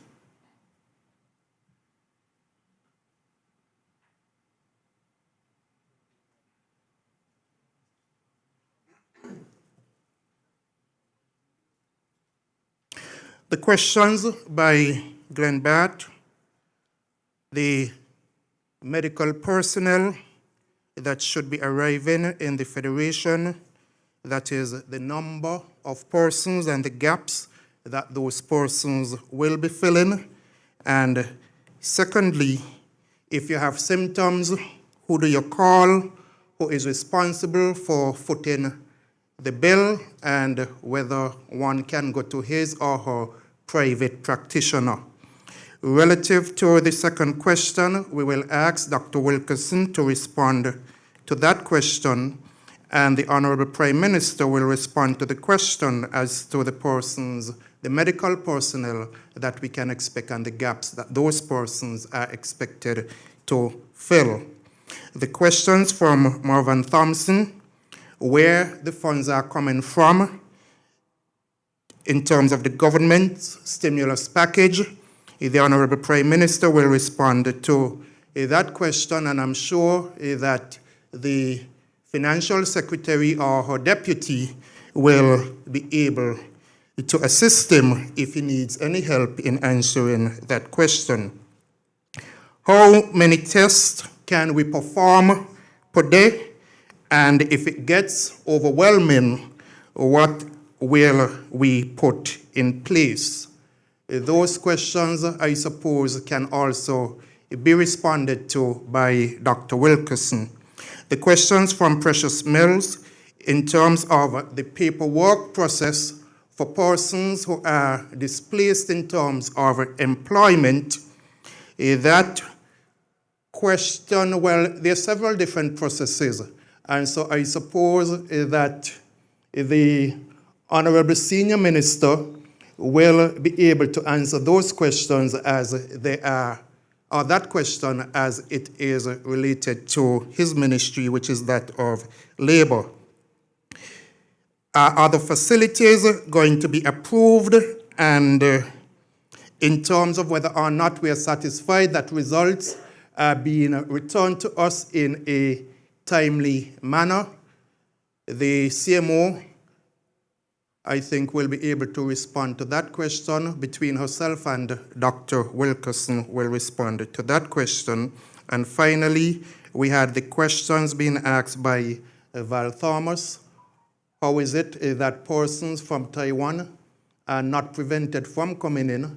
I'm not really sure that you need anyone to respond to that question, bearing in mind that the borders have been closed, and so no one, whether from Taiwan or any other country, will be allowed to enter our borders. I think there was a first question that I may have missed. The 311 hotline, whether or not that hotline is now operational. Dr. Wilkerson will take that question. He has quite a number of questions to answer, but I'm sure he's quite competent. Thank you very much. Between myself and the CMO, we'll attempt to answer all of your questions. I can tell you that on the 28th of this month, which is Saturday, we have landing 30 nurses and 3 intensive care specialists from Cuba who are going to be here to help us fight this disease. And the others will be coming at a later date. In terms of the hotline is set up, and we are going to be having it manned pretty soon. The CMO will tell you a bit more about that. Okay, in terms of the hotline, we have identified a number of health professionals who have volunteered to man these lines. They are in the process of being trained so that they can be accurate in their answers when they are asked particular questions. And so the hotline will be launched and operational at the soonest. In terms of persons who are in quarantine, if you'll be monitored for the onset or the manifestation of signs and symptoms, and so the health team, Dr. Lydia and her team, they follow up these individuals, and if anybody starts manifesting symptoms, they will be tested, and then they will be moved from quarantine. Because once you're exhibiting symptoms, you then now have to go into isolation. And so there's another question about the bill. Now, when the sample goes off to the Caribbean Public Health Agency laboratory in Trinidad, the cost is subsidized by the government. However, if your sample is being processed by the Next Generation Laboratory, there is a cost to that. The patients so far have been paying. However, if an individual has difficulty with paying, that's not an issue. That can be worked out. So still on the testing, in terms of the timeliness, we have a 2-tier system, which is quite good in that we get back the results from NextGen within hours, whereas the one from CAFE will take a few days. So we have a result to work on while we wait for the result from Trinidad. Now, in terms of the gaps that these persons are going to be filling, we estimate that we might have an increased amount of persons on ventilators, etc., if we get the worst case scenario. And that's why we are having the 3 intensive care specialists who will be coming to assist. And the 30 nurses who are coming, these are experienced nurses in the field of infectious disease and respiratory care therapy. And so they will be filling those gaps, assisting our nurses in terms of dealing with these COVID patients. It's important for us to know, though, that we have to look at the scale the World Health Organization said that there is no one-size-fits-all. And if we look at our population between St. Kitts and Nevis, we have about 54,000, roughly, persons. And in the worst-case scenario, it is thought that half the population will be affected, which is 27,000. And of these 27,000, 80% will have little or no symptoms, and only 20% would require some sort of hospitalization. So that 20% comes down to about 21,600. And of that 20%, only 4% might require hospitalization, and that brings that value down to even less. And so sometimes we look at the news and we hear about the thousands of persons who are out there being affected, and we forget that if we do it on a percentage based on our population, we should be prepared to deal with the numbers. And there was a question, how many tests can be done per day? Well, let me just explain the testing process. All right, so an individual is to be tested. The physician has to go and put on the personal protective gear, the N95 mask and the eye shield, and then he or she is equipped with the viral transport media, and a swab has to be taken from the back of the nose, the back of the throat, placed in the container, and then that is properly packaged in a biohazard bag, and it is then shipped. How many can we do in a day? Once we have enough persons, I think we can do quite a bit. Quite a number of tests can be done in any one day. What will be done if the numbers get, there's an increase in numbers? Dr. Wilkinson, I'll allow you to answer that in terms of the ward, private ward and pediatrics, etc. Oh, yes. Okay, so we have identified a place in the hospital where we'll be housing these patients. Initially, we'll be using the private ward where we have 15 single rooms, so that persons can be adequately isolated there. So we can manage 15 patients initially there. If the numbers increase in the worst case scenario, then we will go into an emergency mode where we will command more and more of the hospital and close down elective operations, etc., so that we can house these persons. So we have quite a large capacity to deal with the worst case scenario. And just lastly, as it relates to Taiwan, I can tell you that next week we'll be having virtual conference with specialists in Taiwan so that they can look at our system to see how they can assist us in terms of improving our preparedness, and if we have a disease, any cases, how we deal with disease. So we're actually working with Taiwan virtually.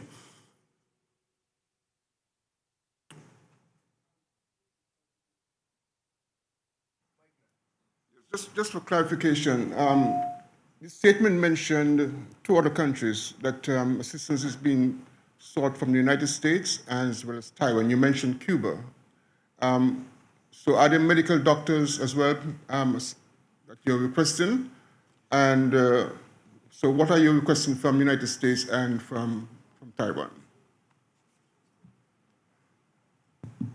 Okay, in terms of from the U.S., Honorable Prime Minister will expound on that, because help is being sought from the USAID, and help has also been sought from Taiwan in terms of technical information and capacity building, which can be had virtually. But Honorable Prime Minister will speak more to that. There was another question in terms of CARFA-approved facilities locally, and the timeliness in terms of the return of results from the Caribbean Public Health Agency.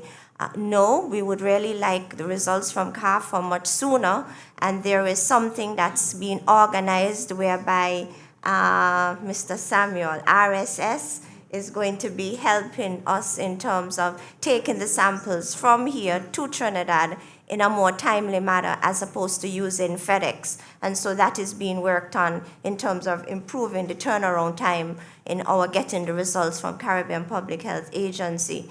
CARFA approved facility. Well, what I can say is that Next Generation Laboratory is up and, well, it's almost back up and running again. They had some difficulty in terms of procuring their test kits from the United Kingdom. I touched base with the owner earlier today, and he has a FedEx tracking number, so the test kits are on their way, and so the local entity will be back up and running shortly.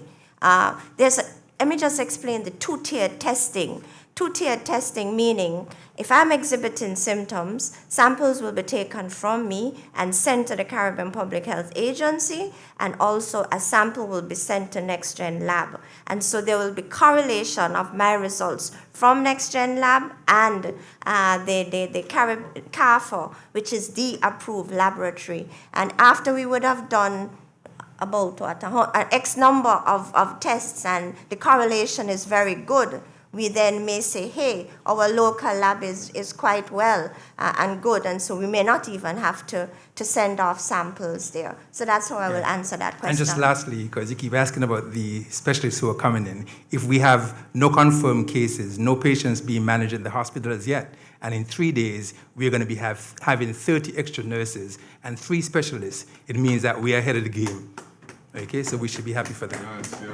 And that's what I want to also confirm, that in terms of the Ministry of Health, we have been working tirelessly since January, and we are trying to keep ahead of the curve. And I can assure you we have done all that we have in terms of preparedness and response.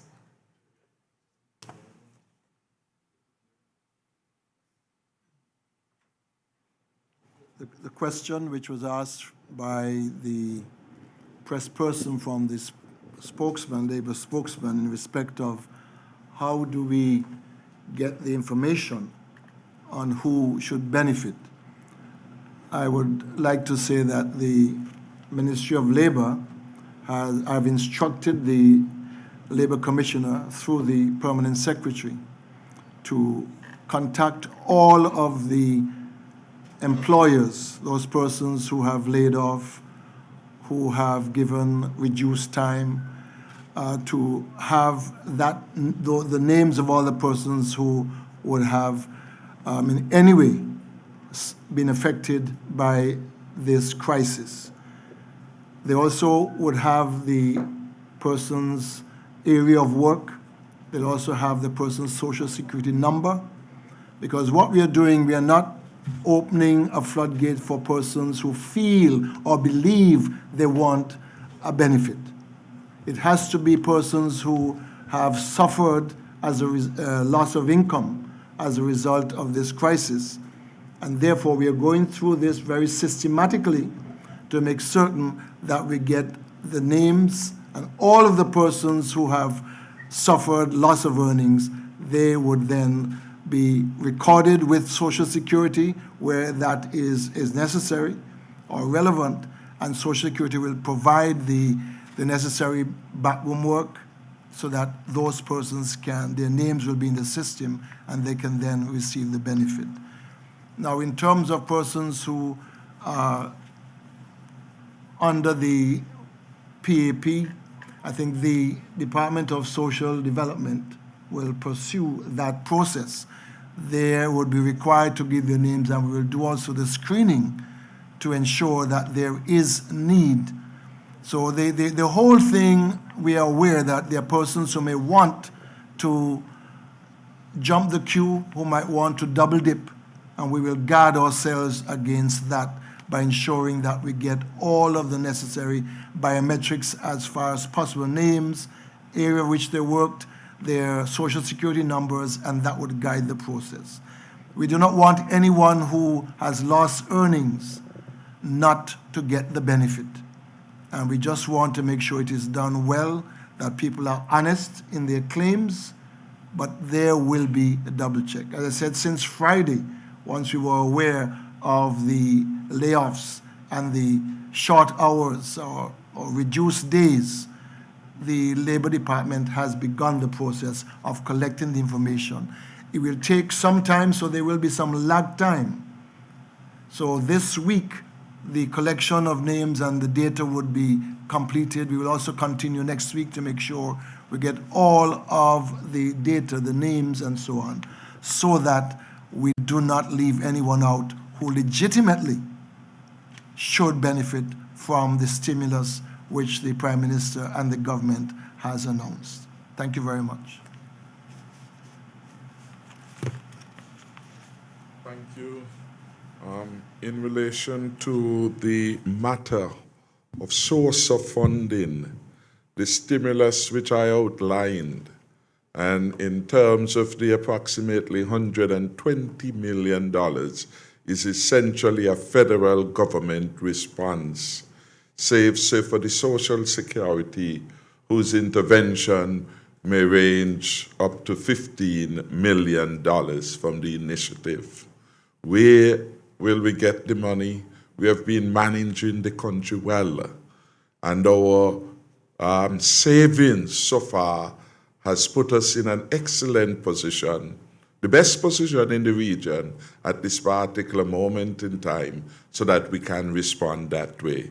And for that, I want to thank the Cabinet for their support, but even more importantly, to thank the Financial Secretary, who is here, Mrs. Hazel, and Mrs. Gomes, her deputy, for providing us with good, sound advice when that is required, and which has enabled us now not to operate in a panic state, because we have kept the fiscal house in order thanks to their guidance and support.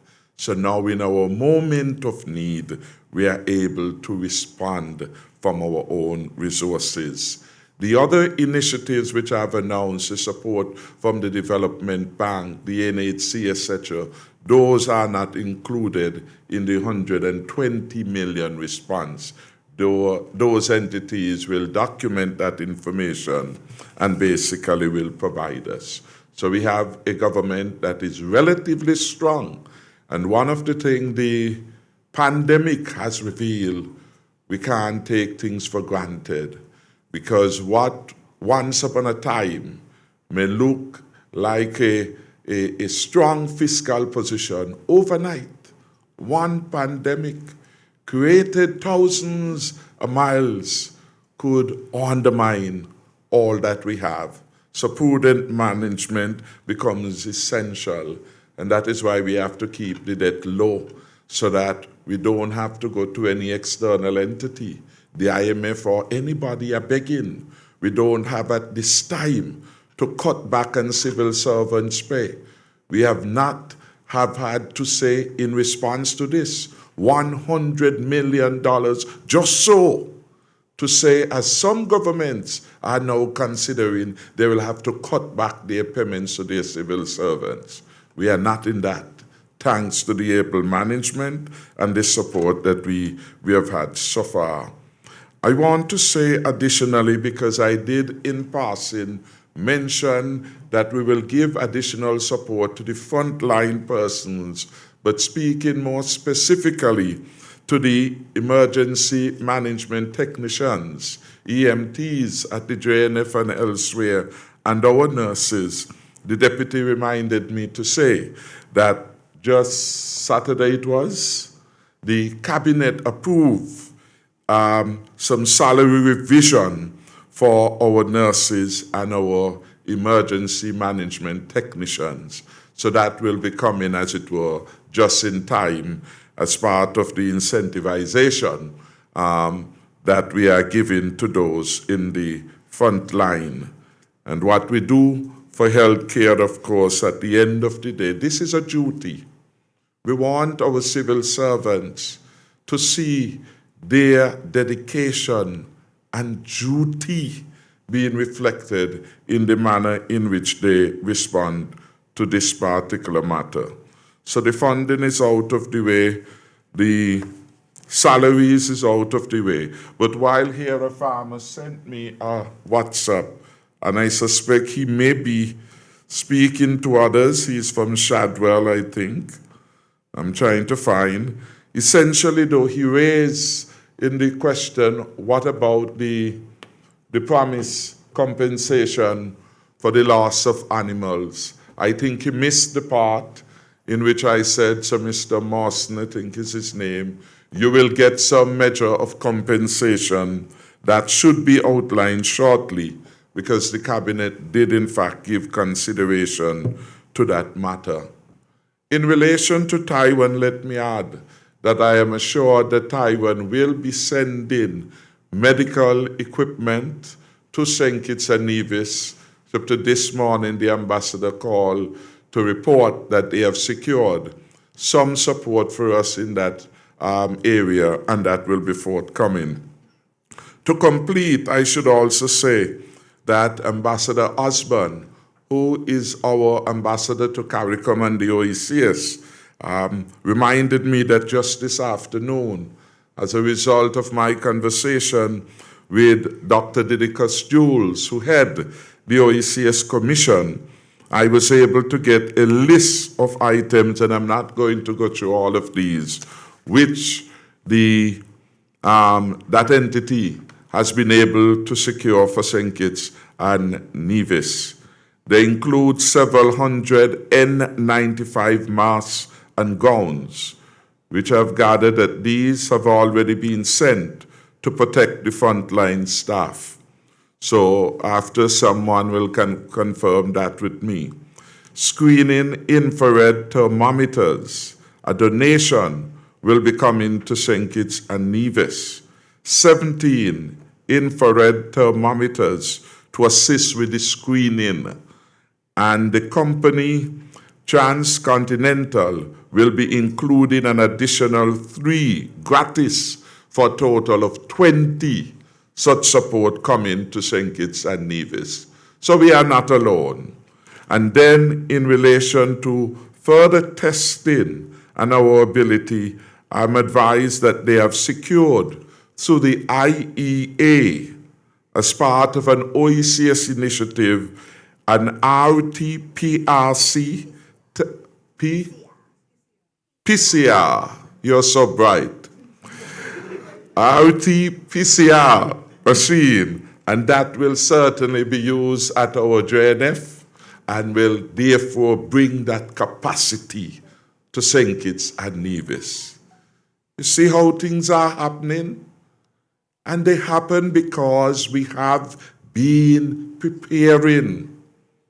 We have been doing the work to keep our country safe. There is no need for panic because our eyes are on the people. And your interest really is our interest. It is the reason for which we as a government exist. They are also working on a supply of medications for persons with chronic diseases, such as high blood pressure, diabetes, and persons living with HIV. So again, from a variety of sources, we are getting support as a result of our outreach efforts in this particular matter. In relation to the US of A, we have sent them a shopping list of equipment, etc., that will be required, and we have a promise that they will use their very best efforts, and we await the arrival of those shipments.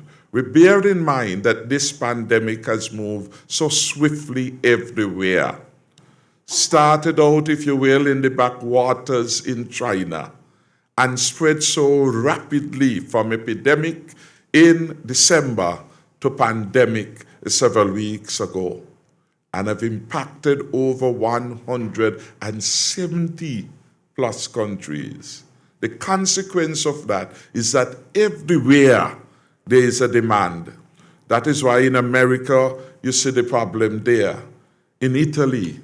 But thank God, God is here, Valti.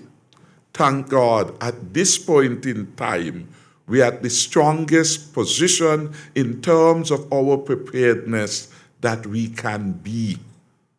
But again, there is no perfection in human endeavors. And so we continue to work to improve upon our systems for the benefit of the people. And in this particular moment in time, what we need is all hands on the deck, everyone to be supportive, not undermine the very system that is there to protect each and every one of us. So that is where I would end my introduction. I think I would have covered Someone asks where the land will be for farming, and I am advised that we have identified 20 acres already in Halfway 3, 65 acres in Sandy Point, and 50 acres in Atlas for 135 acres, which can now be made available. Of course, there are going to be more modifications to this as we try to ensure across the country there is more persons engaged in production and cultivation of crops.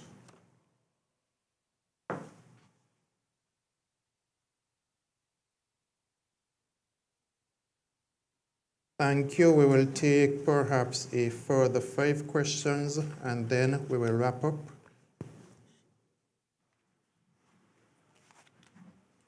Ken Richards again, WinFM. Those of us who tend to socialize might not necessarily like that question, depending on the answer we get. But referring specifically to me? You're referring specifically to me? No, that's I said those of us. Okay. I don't see a lot of social distancing taking place in the bars and in the rum shops. And don't take it to mean that I go to all the bars around St. Kitts and Nevis. But I'm just wondering if at some stage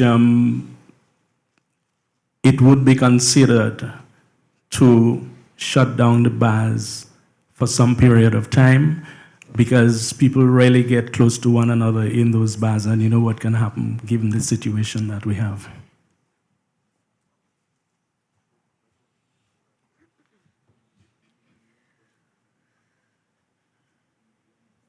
Regarding social distancing as well, Mervyn Thompson again.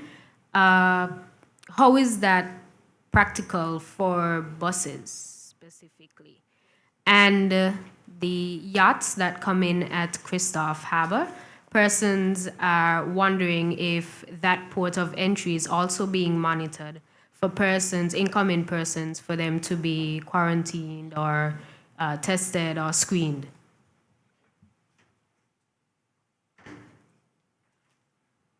Ben Bart from SKN Newsline again. My question is to Minister Grant. You made a statement earlier in one of your, when you were making reference to tourism. You indicated that all cruises have stopped coming to St. Kitts. However, if you step outside, there is a cruise yacht that has been anchored in the harbor for the past 3 weeks, I believe. I see tenders going back and forth. So what is the situation in terms of that particular vessel, in terms of its crew and passengers?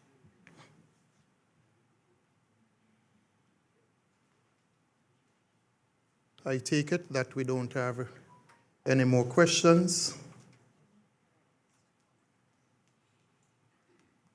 Alicia Daniel Blake, Sugar City 90.3 FM again. And this one is associated to COVID-19 in terms of that St. Lucia has already canceled their jazz festival for this year. So I'm wondering about the St. Kitts Music Festival, Minister Grant. Thank you for those questions. We begin first with the question by Ken Richards of WinFM.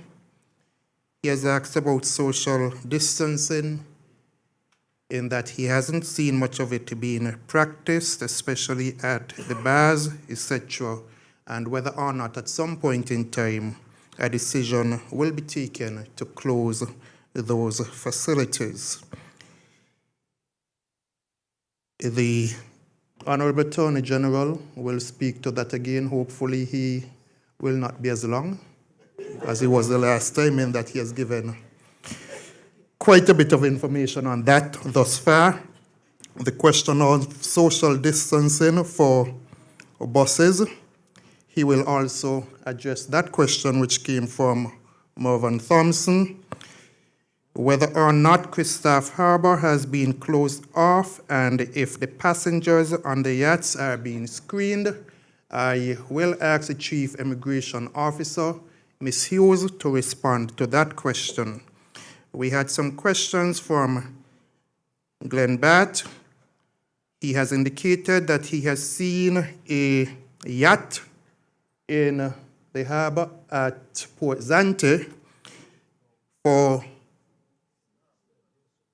in the harbor, in the Bastille Harbor, okay? And it has been there for the last 3 weeks. He has questions as to, if it is, we are saying we don't have any cruise ships, why is it there? It has been there approximately 21 days now, and he is seeking some information on that particular yacht.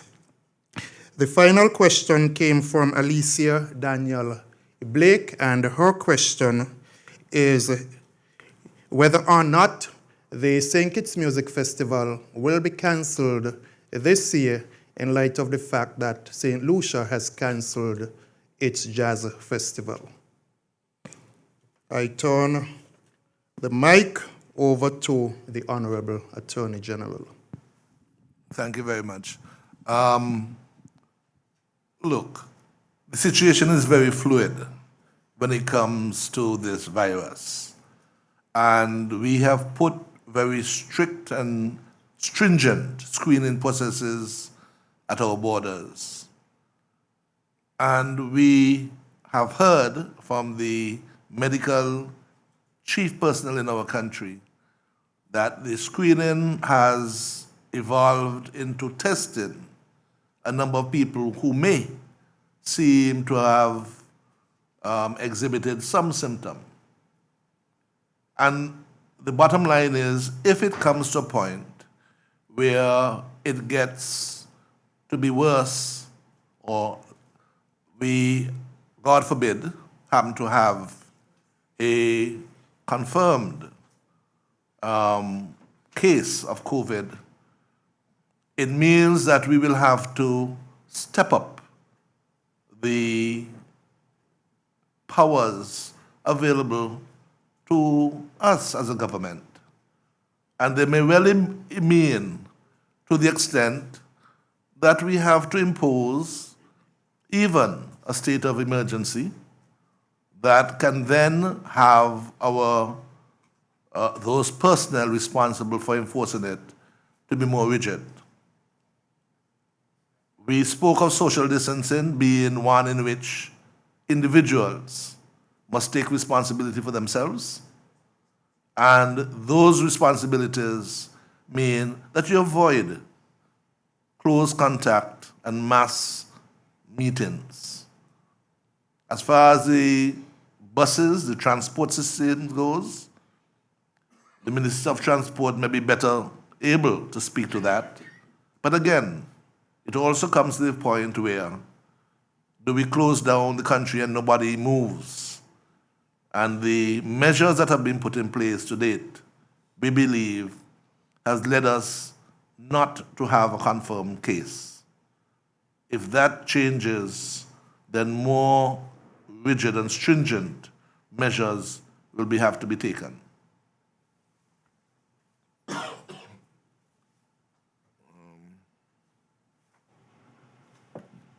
Minister Grant, the yacht which is in our harbor. Thank you, Deputy. I didn't indicate that the cruises have stopped. I meant cruises in their traditional sense and form. But Mr. Barth wants me to address the yachts. What I can say about that is from two angles. One, if the yacht came in, the health authorities, along with immigration, would have taken the necessary steps. And that would have been, they would have checked to see where those individuals would have come from to ensure they didn't come from a hotspot. And two, to identify the declarations to see if there were any illnesses on board. What you said, however, was significant for me, because you said the yacht has been out there 21 days. You would then appreciate it has gone 1 week past the 14-day incubation period. And so we haven't heard of any illnesses on any yachts out there, so I think we will exclude that. But safe to say that the Immigration Department, along with Customs, have stepped up their surveillance within the marina, within Port Zante, within Christophe Harbour, and within the area of New Guinea. So we are on very high alert for those pleasure yachts. I hope that answers your question. The second question was with respect to the St. Kitts Music Festival and as to whether or not we are still going to have the St. Kitts Music Festival. Well, this is a fluid situation, and we are taking it step by step. In fact, we met with the executive of the St. Kitts Music Festival. We would have met last week. At that time, we decided then that we would make a final decision then. We decided to come back this week, Thursday, that's 2 days from now, to then have a look again at the matter to determine what, if anything, we will do. I suspect when we come Thursday, we will take a decision, one way or the other, whether to finally determine what we're going to do or give it some more time. My feeling is, having spoken to the executive body, is that we are going to give ourselves probably another week, week and a half, 2 weeks before we come to a definitive decision on the matter. But you would appreciate it's not looking too healthy at the moment, but I won't give that decision finally until I would have met with the group to determine exactly what we will do. But the decision is going to come very shortly. Thank you. Ms. Hughes, the question relative to the berthing of yachts at Christophe Harbour and whether or not screening is taking place. I know that you may also want to speak to the yacht, which is currently in the vicinity of the Bastille Harbour, and maybe perhaps to address some of the other general concerns that you have heard thus far from persons within the public. Good afternoon, all. Over the past weeks, as part of the COVID-19 committee dealing with the security of our borders and the health and wellness of our people, the Immigration Department has stepped up our surveillance, has stepped up our screening. Originally, we started off with China being the #1 source of interest to us, and then it continued to grow until it became an international phenomenon where all countries became suspect. And therefore, just as in every other port in the Federation, Christophe Harbour has been designated one of the official ports, and therefore the three agencies, the public health, the immigration, and customs, has a presence at all of those ports. All right, and so no vessel can come into the Federation unless public health issues that give them the go-ahead, and then immigration and customs will process. So any vessel that is in our port at this time has gone through that stringent process. As a matter of fact, yesterday a vessel came here, and the first thing that took place, it went to Christophe Harbour, and the information came to us very, very quickly. And the chief medical officer was able to give very stern instructions as to what should happen. And I'm thinking that by now it is on its way after refueling. So we are very, very careful and cautious. And I would like to personally issue a challenge to all of us, not just in this room, but everyone within the hearing of my voice, to become agents, police officers, law enforcement officers, and help us to man our borders. I heard Dr. Cameron said we have 54,000 people in the Federation, and if all 54,000 of us become police, police our borders, we can avoid persons coming in here illegally, especially as we close the airports to commercial flights other than emergencies and cargo. We know that persons would try to get in to our borders using the sea. And so every one of us can see a little bit of the sea, the ocean from where we live. Help us to help you. So you see something outside there suspicious, call. The Coast Guard is on call 24/7.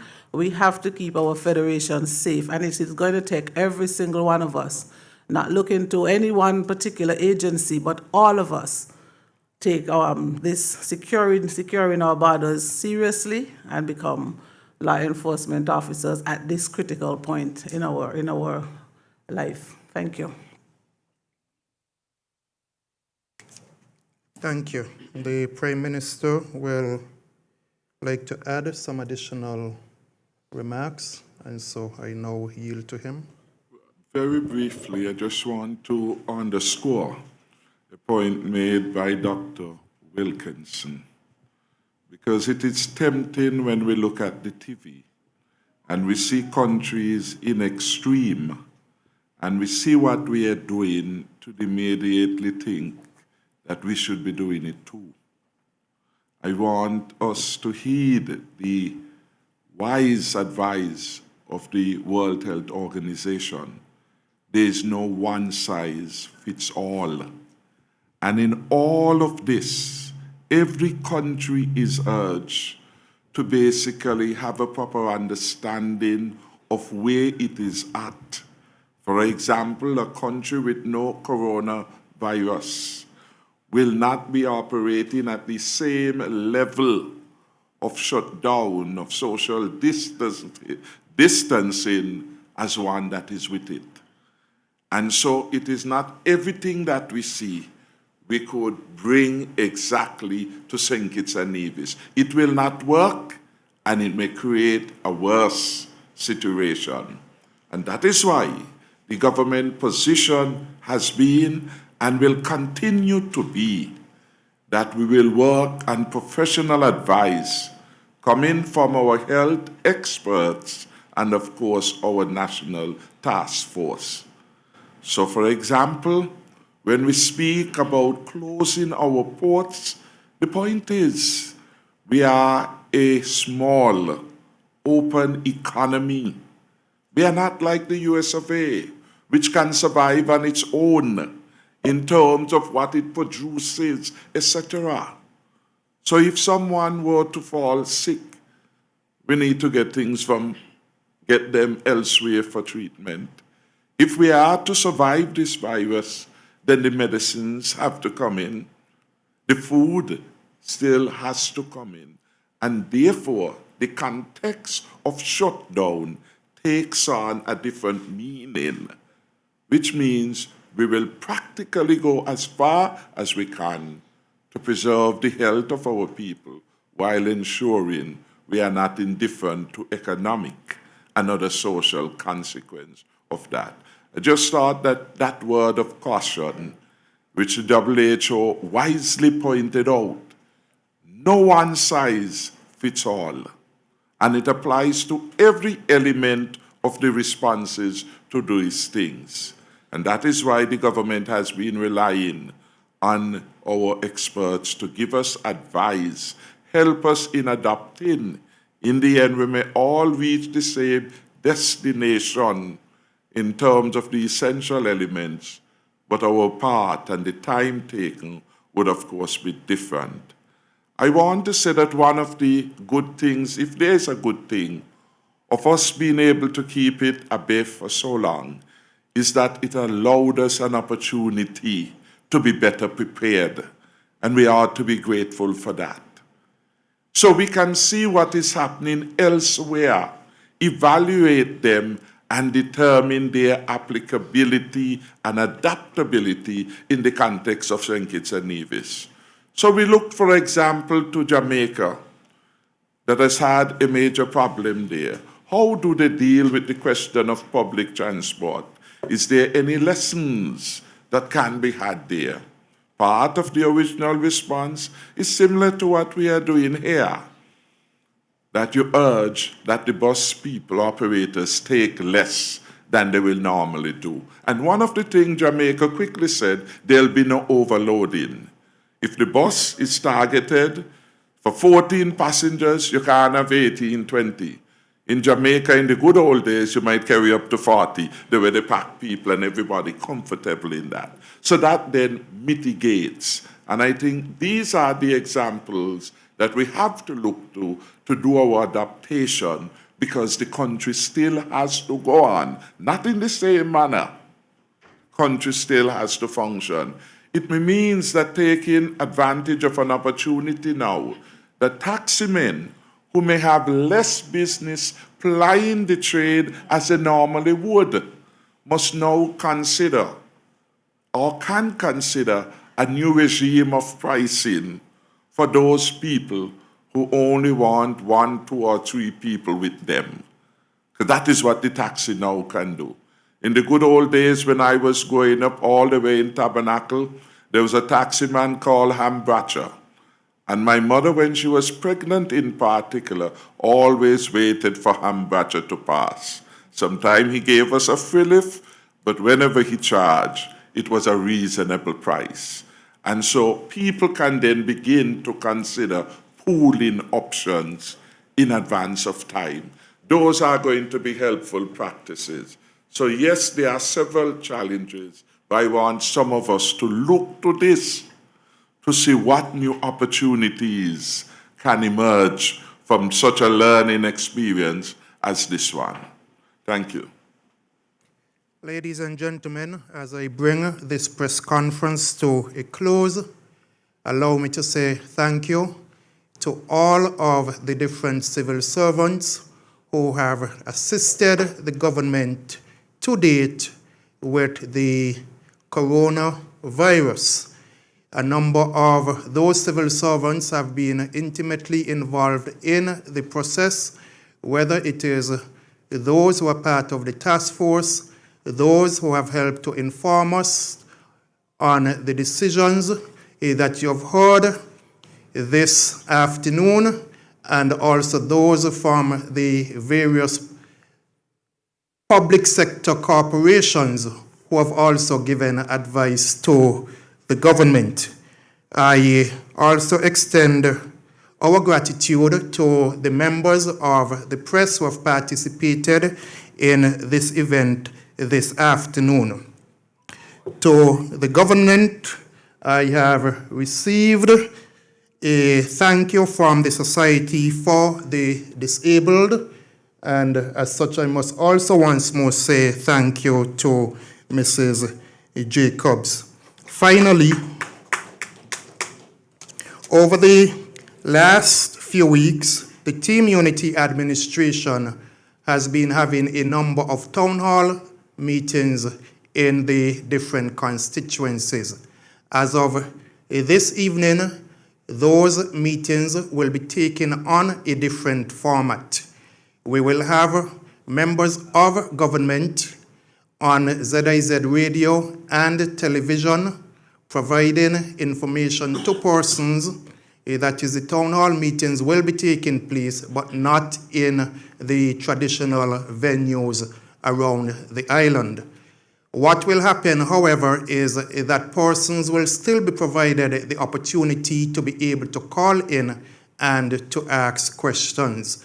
The 3 persons who will be present this evening are myself, the Honorable Ian Patches-Liebert, and the Prime Minister, the Honorable Dr. Timothy Harris. Therefore, it means for persons out there from within the public who may have questions relative to what we spoke about this afternoon, they will be able to call in and ask questions pertaining to those matters. For persons within the media who may have additional questions, you will perhaps not be limited to 2 questions this evening, but you will be able to ask additional questions. Thank you for coming. Thank you for listening. Thank you to God also for protecting us thus far.